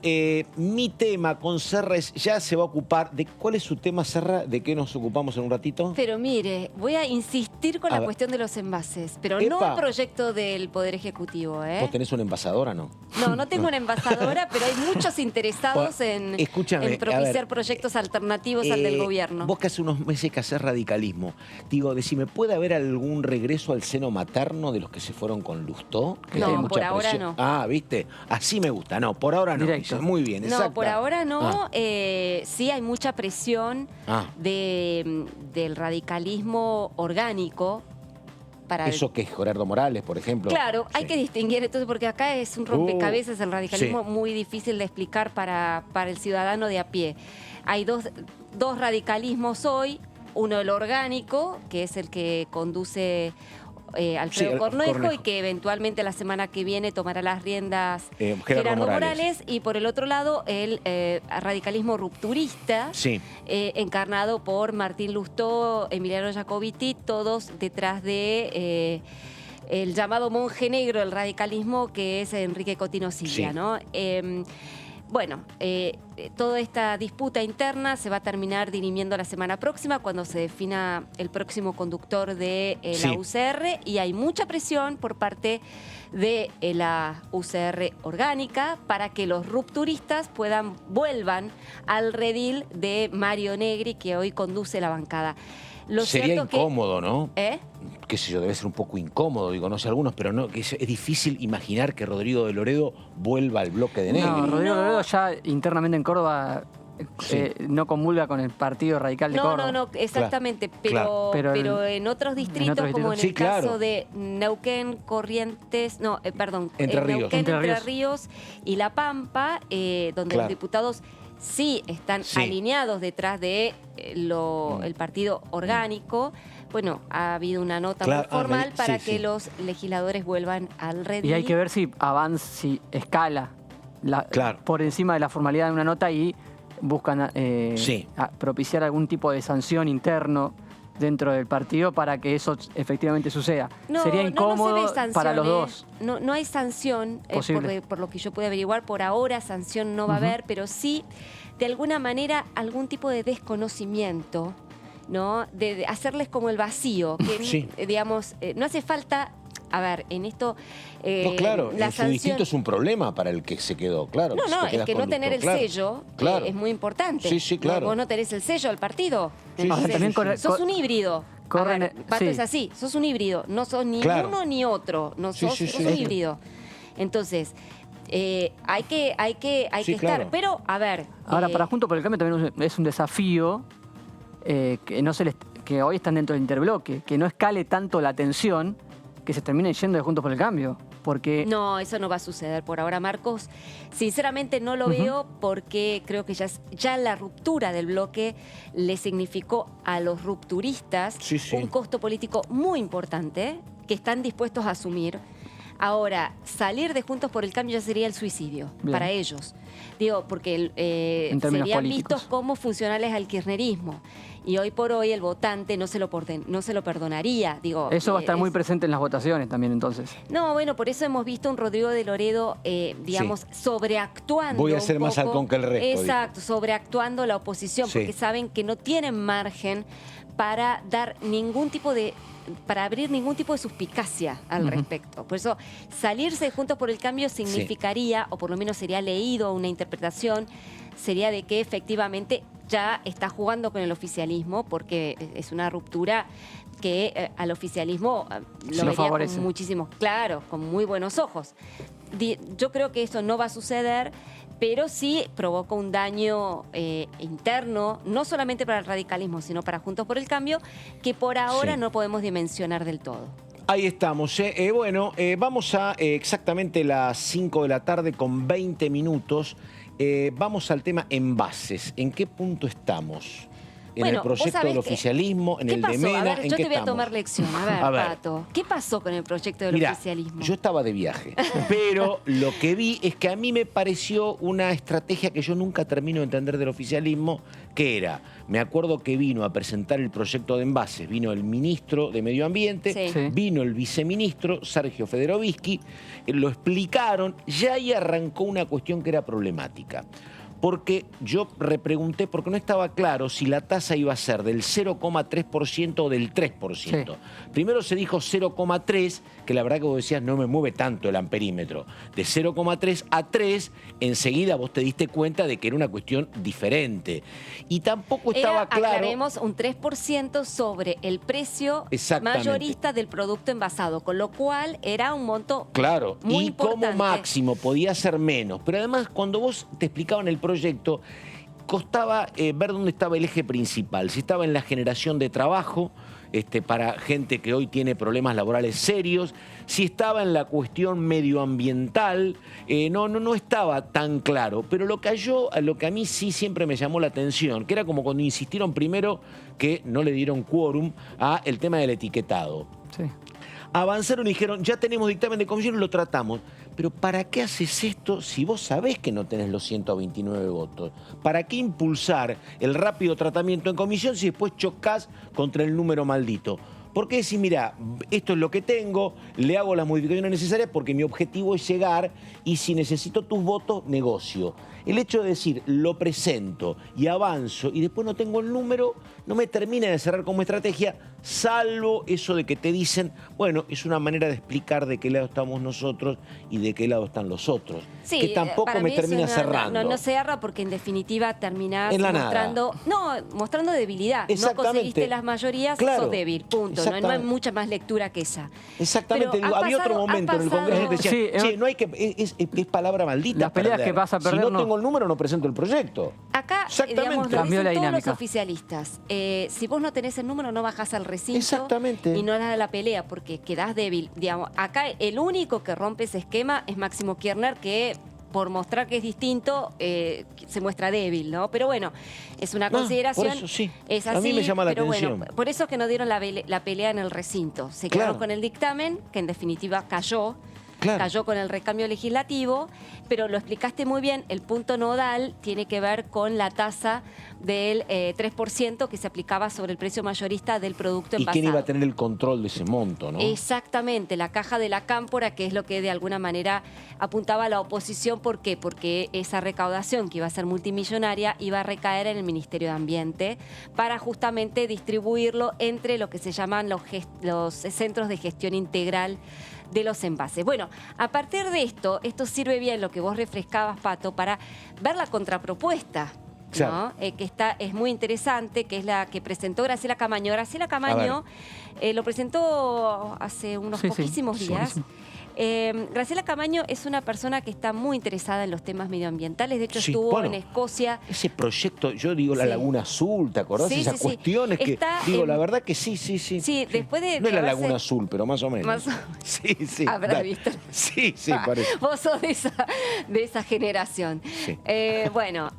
fuera de broma, lo cierto es que Graciela Camaño hoy está embanderada en todas las cuestiones medioambientales. De hecho, viajó a Escocia en la última... o estuvo participando muy activamente en la última conferencia de medio ambiente, de cambio climático. Así que es un tema que ella conoce bastante bien. ¿Y qué es lo que ella está proponiendo? Ahí lo estamos viendo en pantalla. Ella propone justamente un proyecto alternativo del oficialismo, presupuestos mínimos de protección ambiental para la gestión de envases y envases post-consumo.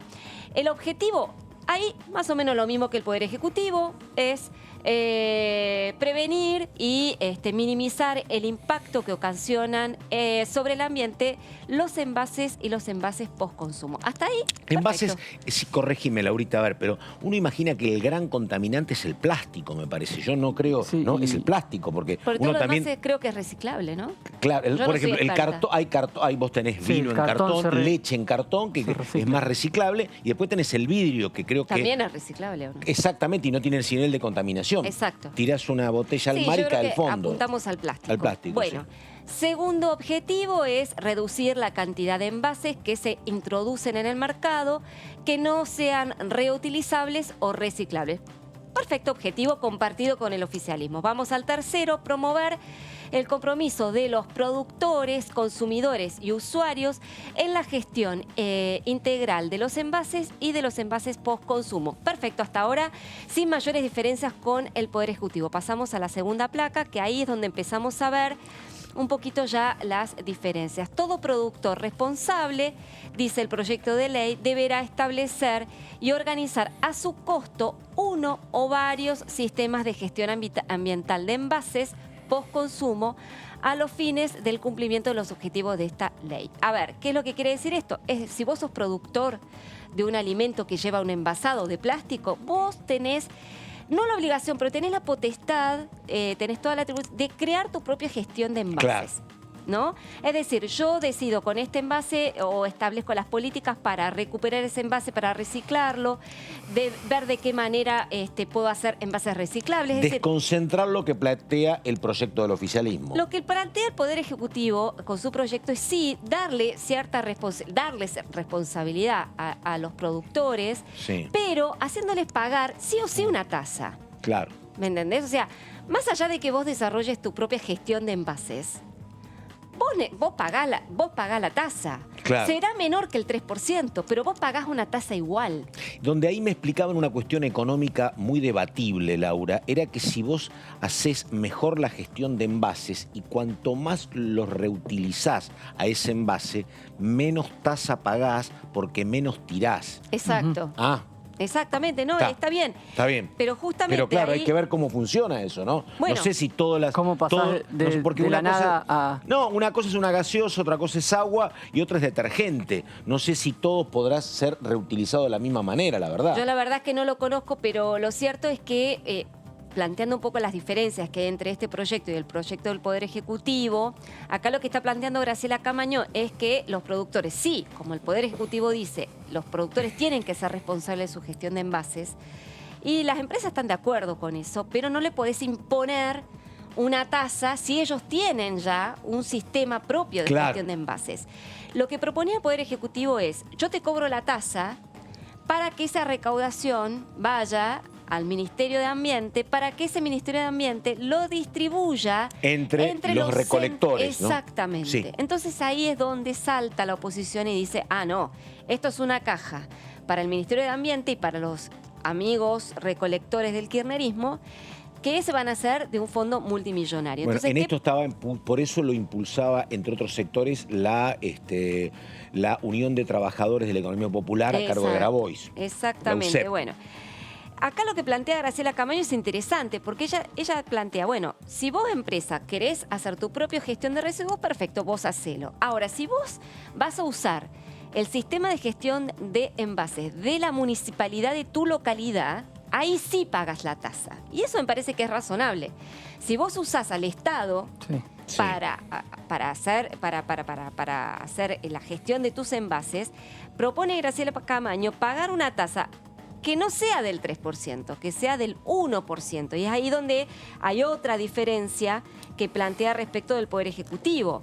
Porque dice, ese valor, que si bien, digamos, lo va a fijar la autoridad de aplicación, no podrá superar el 1% de la venta del total de productos envasados durante el año anterior. Es decir, lo reduce sustancialmente, aparte que le da la posibilidad a las empresas de que puedan establecer su propia gestión de envases. ¿Qué propone Graciela Camaño en cuanto al destino de la recaudación? Un 80% destinado a financiar justamente a los municipios que realizan estos centros de gestión de envases. Perfecto, el grueso de la recaudación va a eso. Un 10% iría al Fondo Nacional de Desarrollo Productivo, el FONDEP, para justamente promocionar las políticas de reciclado y ecodiseño.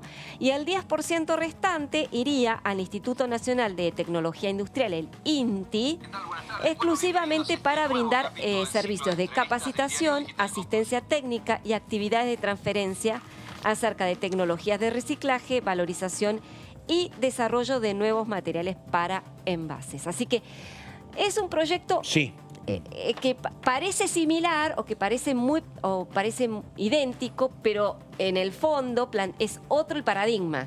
Totalmente. Acá lo que está diciendo es darle a los productores la potestad de tener sus propios centros de envases, pagar una tasa mínima, y la recaudación ya no iría al Ministerio de Ambiente, sino iría para desarrollar las políticas de reciclado. Y una cuestión que tiene que ver con lo que es la vida parlamentaria, estimada Laura Serra, digo, ella es una integrante muy importante de un bloque junto con otros 2 bonaerenses y con cordobeses, digo, en esta dinámica muy entendible y que es la base del Parlamento, de dame y te doy o ayudame y te ayudo. Digo, a lo mejor algún acuerdo con Camaño en este tema te posibilitaría a lo mejor otra mirada del bloque que integra ella para cuestiones que van a ser centrales para el gobierno en materia económica, a lo mejor.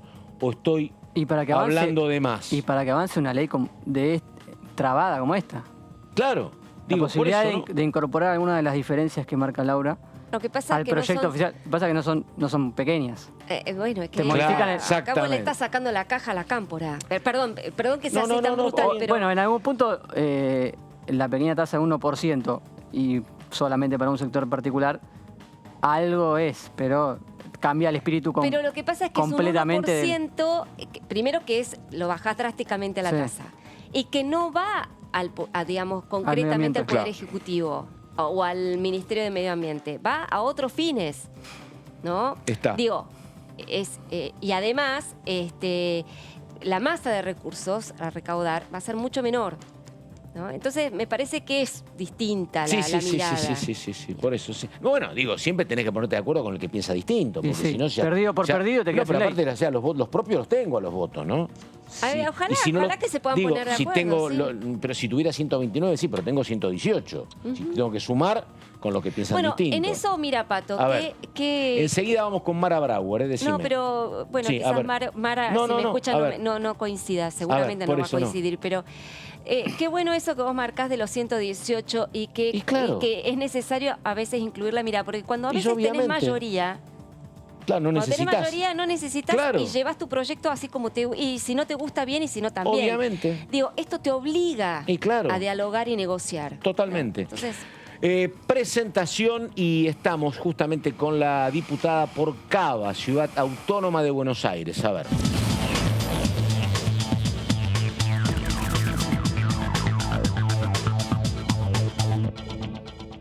Bueno, y estamos con la diputada Mara Brauer. Diputada, ¿cómo le va? Carlos Méndez la saluda acá. ¿Qué dice? Buenas tardes. No, vamos a tener que desmutearla porque por ahora la escucho, pero no percibo. Dicen que está muteada, Mara. A ver, vamos a ver si podemos escucharla porque por ahora es fononímica para mí, o fonomímica para mí. A ver. ¿Me escuchan ahora? Ahí estamos, sí. Bárbaro. El tema es, y la verdad que acá la memoria me estaba haciendo una jugada un poco tramposa, porque se está cumpliendo 1 año de la sanción en diputados de la IBE. Y yo creo que no soy el único que tiene en el imaginario colectivo aquella sanción en medio del frío, pero lo que pasa es que tiene que ver con la sanción del año anterior que en diputados se aprobó, 2 años que en diputados se aprobó, pero que finalmente fue rechazado en el Senado. Tengo más en la memoria aquella jornada que la jornada de diciembre. La verdad que la tengo menos presente. Sí, ahora cuando repaso me acuerdo de que decían cómo el gobierno va a insistir a final de año, lo va a juntar con las fiestas, pero tengo más cuando vos decís IBE y me acuerdo de aquella de la noche del sí en diputados bajo la conducción de Macri presidente. Tengo más ese que la de hace 1 año. Pero bueno, Mara, a ver, digo, ¿cómo fue la historia de la decisión política de decir lo vamos a tratar? Porque además, claro, era un tema que llegó de sorpresa para muchos, habíamos estado en pandemia, no había presencialidad. ¿Cómo se gestó ese momento, diputada? No fue para nada un tema de sorpresa porque el presidente había dicho en la Asamblea Legislativa y nuestra fuerza política siempre dijo que si ganábamos las elecciones, Alberto lo dijo en la campaña, que se iba a volver a presentar el proyecto que había caído porque no había tenido la aprobación en el Senado, y que se iba a volver a presentar, que el Ejecutivo iba a presentar un proyecto, presentó el proyecto y se sancionó, así que en realidad era muy esperado. Ustedes piensen que por muy poquito se perdió en el 2018 y bueno, Macri, ¿se acuerdan que había estado de acuerdo con que se debata, pero había trabajado para que no se sancione? Es más, en un momento Lelita Carrió dijo que Macri lo puso en discusión, pero que le había garantizado que no iba a salir. Bueno, no salió. Alberto Fernández lo prometió en la campaña, en la Asamblea Legislativa dijo que iba a mandar el proyecto, mandó el proyecto y se sancionó en ambas cámaras. Bueno, estoy mirando algunos de los resultados que eran como 6 meses de la vigencia del IBE, ¿no? Estoy viendo que hubo, por ejemplo, 15.500 tratamientos con misoprostol, que hubo 22 intervenciones del equipo legal de la Dirección Nacional de Salud Sexual y Reproductiva por problemas relacionados con el acceso a la interrupción voluntaria del embarazo, y que hay 1.150 efectores de salud que realizan la práctica. Según informes de Amnistía, se iniciaron al menos 31 demandas contra la ley, de las cuales 27 buscan que se declare la inconstitucionalidad de la ley con efectos generales. Estos números, digo, ¿eran más o menos los previsibles, los esperables? ¿Qué análisis hacen, diputada? No. Lo primero que quiero decir que estos números son números, no sé qué palabra usar, precarios, digamos, porque el sistema nacional de relevamiento se está terminando de implementar en todo el país. Yo creo que a partir del año que viene vamos a tener datos más fehacientes donde todo el sistema de salud informe. Son importantes estos datos, fue un enorme el trabajo, pero no está concluido el diseño en todo el país del sistema de relevamiento. El único dato, no digo que estos números no sean verdad, pero pueden faltar. Sí, claro, sí, son ya de por sí son hasta mitad de año nada más. Son datos de 6 meses nada más. Exactamente. Sí, lo que sí podemos decir es que no hubo ninguna muerte por aborto clandestino. Está. Y la otra cosa que sí podemos decir es que las mujeres llegan a demandar el aborto en mejores condiciones que lo que hacían cuando estaba prohibido, que llegaban o con abortos a mitad de camino o poniendo en riesgo su salud, o muy avanzado el embarazo, porque por la vergüenza, por la prohibición del aborto, lo ocultaban y recién llegaban a hacer la consulta, mismo hasta casos de violación o de abusos, cuando el embarazo ya estaba muy adelantado. Lo que nos dicen todos los efectores de salud es que están llegando en embarazos mucho más tempranos, o sea que es mucho mejor para hacer la interrupción voluntaria y utilizar la técnica del misoprostol, que ustedes saben que una técnica con medicamento. Estamos. Laurita. Diputada Brauer, ¿cómo le va? Un gusto saludarla. ¿Qué tal? Quiero pelearte un poquito por lo que dijiste antes. Yo sabía, viste, antes de que salieras al aire, sabía, decía, yo le decía a Laurita hace 2 años, ¿yo te acordás que te decía, Laurita, cómo te vas a divertir estos 4 años que vienen? Yo te decía, bueno, pero con Mara nos conocemos hace tiempo y nos tenemos un cariño. Sí, nos conocemos y nos respetamos. Y nos respetamos mucho, sí. Ese enorme mérito de Mara, pero de Laurita. Laurita se maneja muy bien en esas cuestiones. En aguas procelosas se maneja bien, Laurita. Dice lo suyo, pero se hace querer, ¿viste? Entonces es un problema. No, nada, me encantaría escucharte, Mara. No, por supuesto. A ver. No, bueno, diciendo, vos decías, es una caja de la cámpora, digamos. Primero pensemos en la institucionalidad.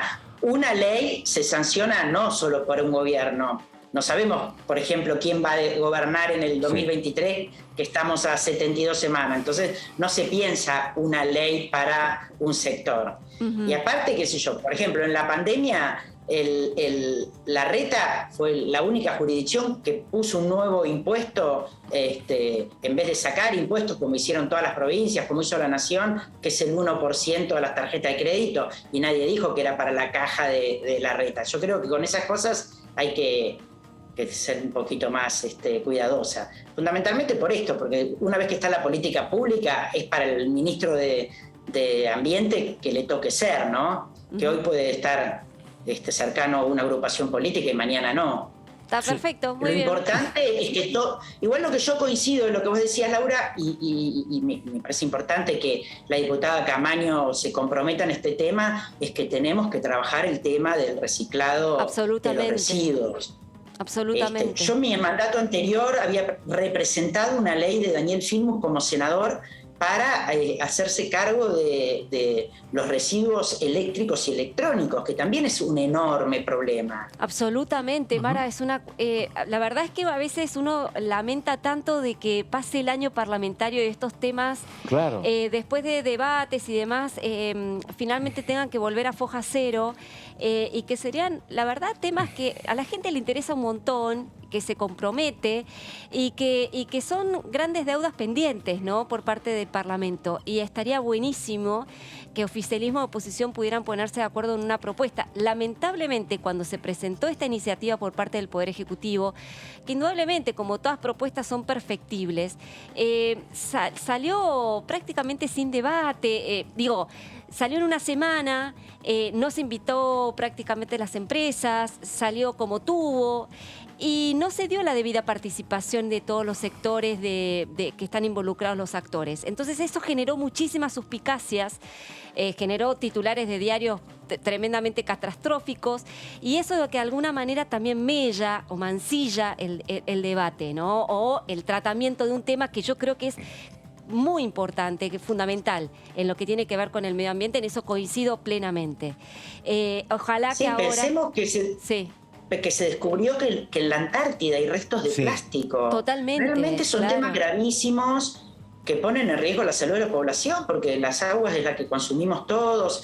Realmente sí, es un tema para debates importantes. No, y que el oficialismo... Si hay que tomarse su tiempo, se tomará el tiempo necesario. Ojalá, porque eso amerita el tema, amerita muchísimo el tema, y creo que un muy buen proyecto va a ser aplaudido por todos y por la sociedad, fundamentalmente, que a ustedes les da la responsabilidad para que nos representen. Yo quería, saliendo un poco del tema, si te parece, Mara, me interesaría muchísimo preguntarte sobre lo que te preguntaba Pato hace un rato, sobre el tema del aborto, y a mí me llamó un montón la atención, ¿no?, lo que está pasando en Estados Unidos sobre la cuestión de la rediscusión por parte de la Corte Suprema de la ley del aborto. Supuestamente Estados Unidos fue precursor en esta norma a nivel mundial, y que ahora vuelva a la discusión. La verdad, a mí me llamó la atención y quería tener tu mirada al respecto. Perdóname, Laurita, acá hace 48 horas la diputada Virginia Cornejo, pro Salta, dijo que ella va a impulsar un proyecto para dar marcha atrás con el aborto. Así que no vayamos tan lejos. Me dijo Virginia Cornejo, me lo dijo a mí hace 48 horas. Así que quería para sumar, ¿no? Sí, interesante. Me pareció, me interesaba mucho a ver qué pensabas al respecto, ¿no? Sí, no, es una enorme preocupación. En España también el avance para retroceder con la ley de interrupción voluntaria en el embarazo, el pedido de Vox que deroguen las leyes de identidad de género, las leyes de violencia de género.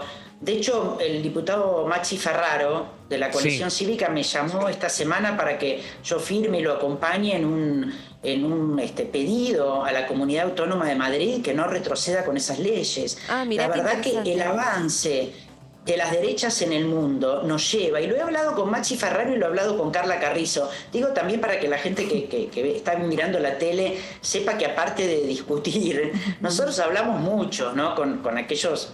Hay siempre extremos que se hace difícil hablar, ¿no? Con algunos diputados de la oposición, pero en general hablamos, y por ejemplo con Carla Carrizo también hablábamos mucho, nos fuimos a tomar un café el otro día, el tema de no solo la ampliación de derechos, sino los discursos negacionistas, los discursos no democráticos, este compromiso que hablábamos los dos que tenemos que tener de la institucionalidad democrática, ¿no? Porque una cosa es tener distintas visiones de los temas económicos, sociales, pero otra cosa es los pilares de la democracia, que estamos a 38 años de la recuperación de la democracia, que es joven, somos re jóvenes, ¿no? Porque 38 años en términos de la historia de un país, y la tenemos que cuidar muchísimo, ¿no? Porque hay discursos que ponen en peligro, Mara, lo que pasó con Ofelia Flores, lo que pasó con Ofelia Fernández, ¿no? Lo que pasó que yo, la verdad, ella no lo nombró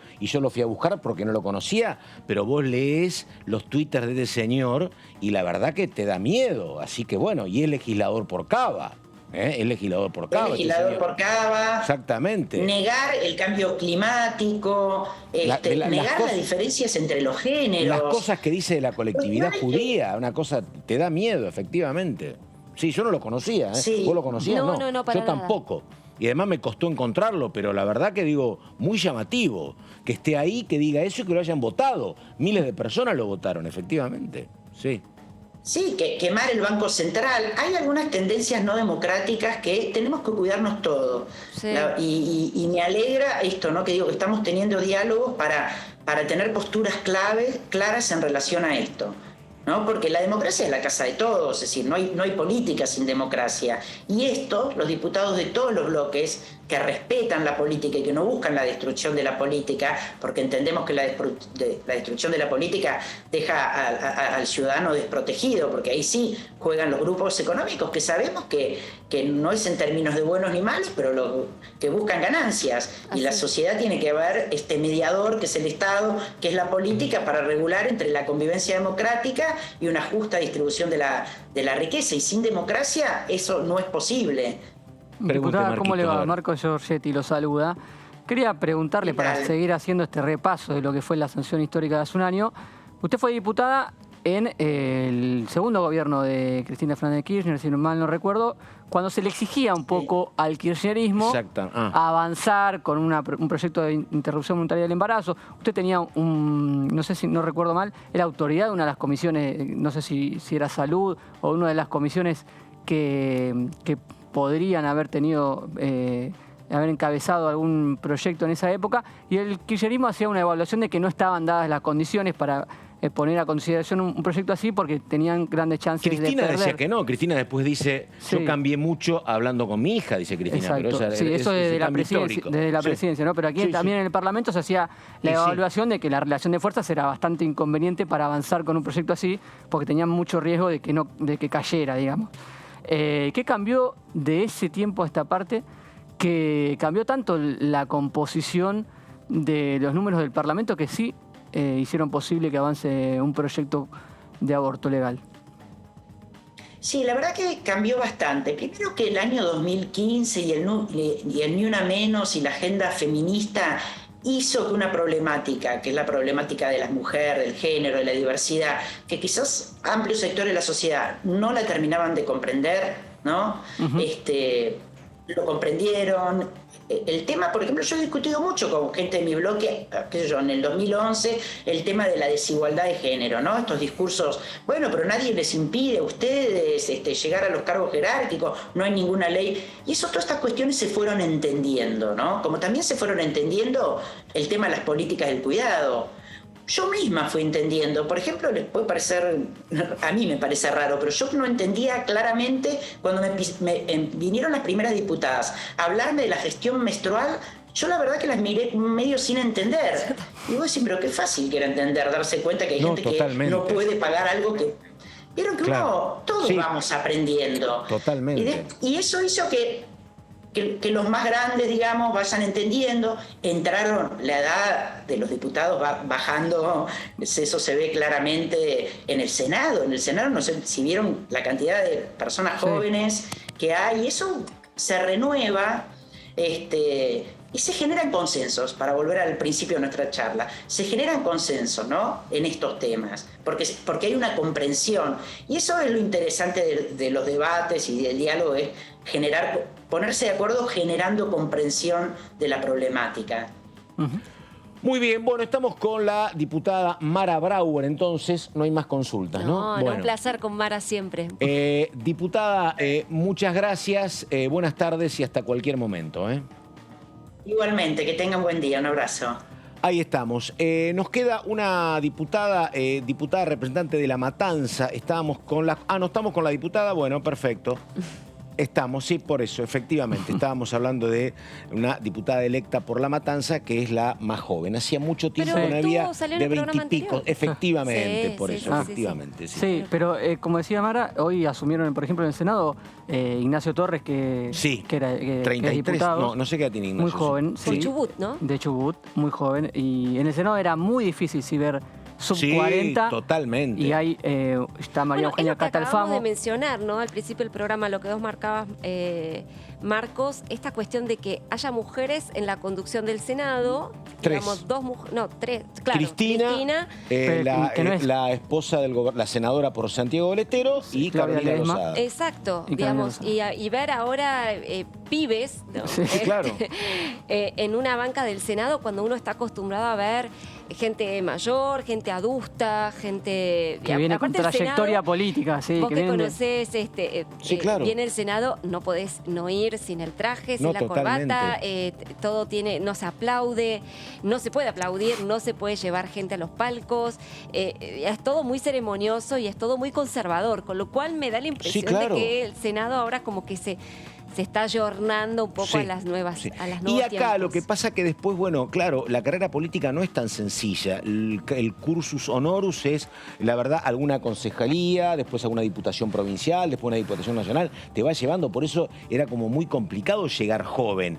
Pero sí, hoy me preguntaban a mí, y yo en el año 83 conocí a Manzano, tenía 26 o 27 años, Jesús Rodríguez tenía 26 o 27, y había un diputado por la provincia, Juan Radonjic, radical, que tenía apenas 25 años. Pero bueno, después de largos años de dictadura, era todo un cambio nuevo, era mucha renovación, y llegaba gente que no había tenido que hacer la escuela que hoy es más habitual. Hay que recordar que se estudia muchísimo en cada uno de los partidos para tener presencia en todos los grupos etarios, para ganar voto en todas las edades, y hace un par de años que los mayores de 16 están votando, y ampliaron la participación de los jóvenes en ese tipo de evaluaciones. Antes de terminar, vamos justamente con esta apreciación sobre la juventud y el rol en la dirigencia política. A ver. El joven del conurbano hoy en día creo que piensa en la necesidad que tenemos todos de tener trabajos formales y dignos. Me parece que también durante la elección se planteó mucho que la juventud es el conductor. No. Hay... bueno, el testimonio de la diputada de La Matanza y repito, el rol de los jóvenes que efectivamente están votando los de 16. Y hay un mundo... si vos hablas de música, ahí hay un divorcio entre lo que escuchamos nosotros y todo lo que es los nombres nuevos. Los que escucho yo y los que escuchan los jóvenes ya es muy distinto. Nicky Nicole, Elegante, Bizarrap, son todas cosas que escuchás vos. ¿Cómo sabés? No, pero la verdad, te digo, en serio. Y bueno, es que los otros días conté lo que me pasó. Creo que en España le dije a un chico, me dice, yo a los argentinos los respeto mucho porque, dice, yo admiro la música argentina. Se escuchan mucho ese tipo de artistas. Y yo le dije Gustavo Cerati, Spinetta y Charly García. Y me miró como si le hubiese hablado de Troilo y Goyeneche, ¿viste? Entonces yo ya golpeado, ahí dije, Elegante, Bizarrap, Nicky Nicole, y me dijo, efectivamente, va por ahí, va por ahí. Sí. Tus músicos, tus músicos. Bueno, los músicos de Marquitos sí que es un chico. Sí, que es un pibe. Pero... Marquitos, tenemos que terminar. Un gusto. Hasta la próxima. Un gusto. Laura Serra, hemos trabajado mucho estas 2 horas. Laurita, hasta cualquier momento. Dale. Terminamos acá enseguida la continuidad de DTV. Nada más. Muchas gracias. Buenas tardes.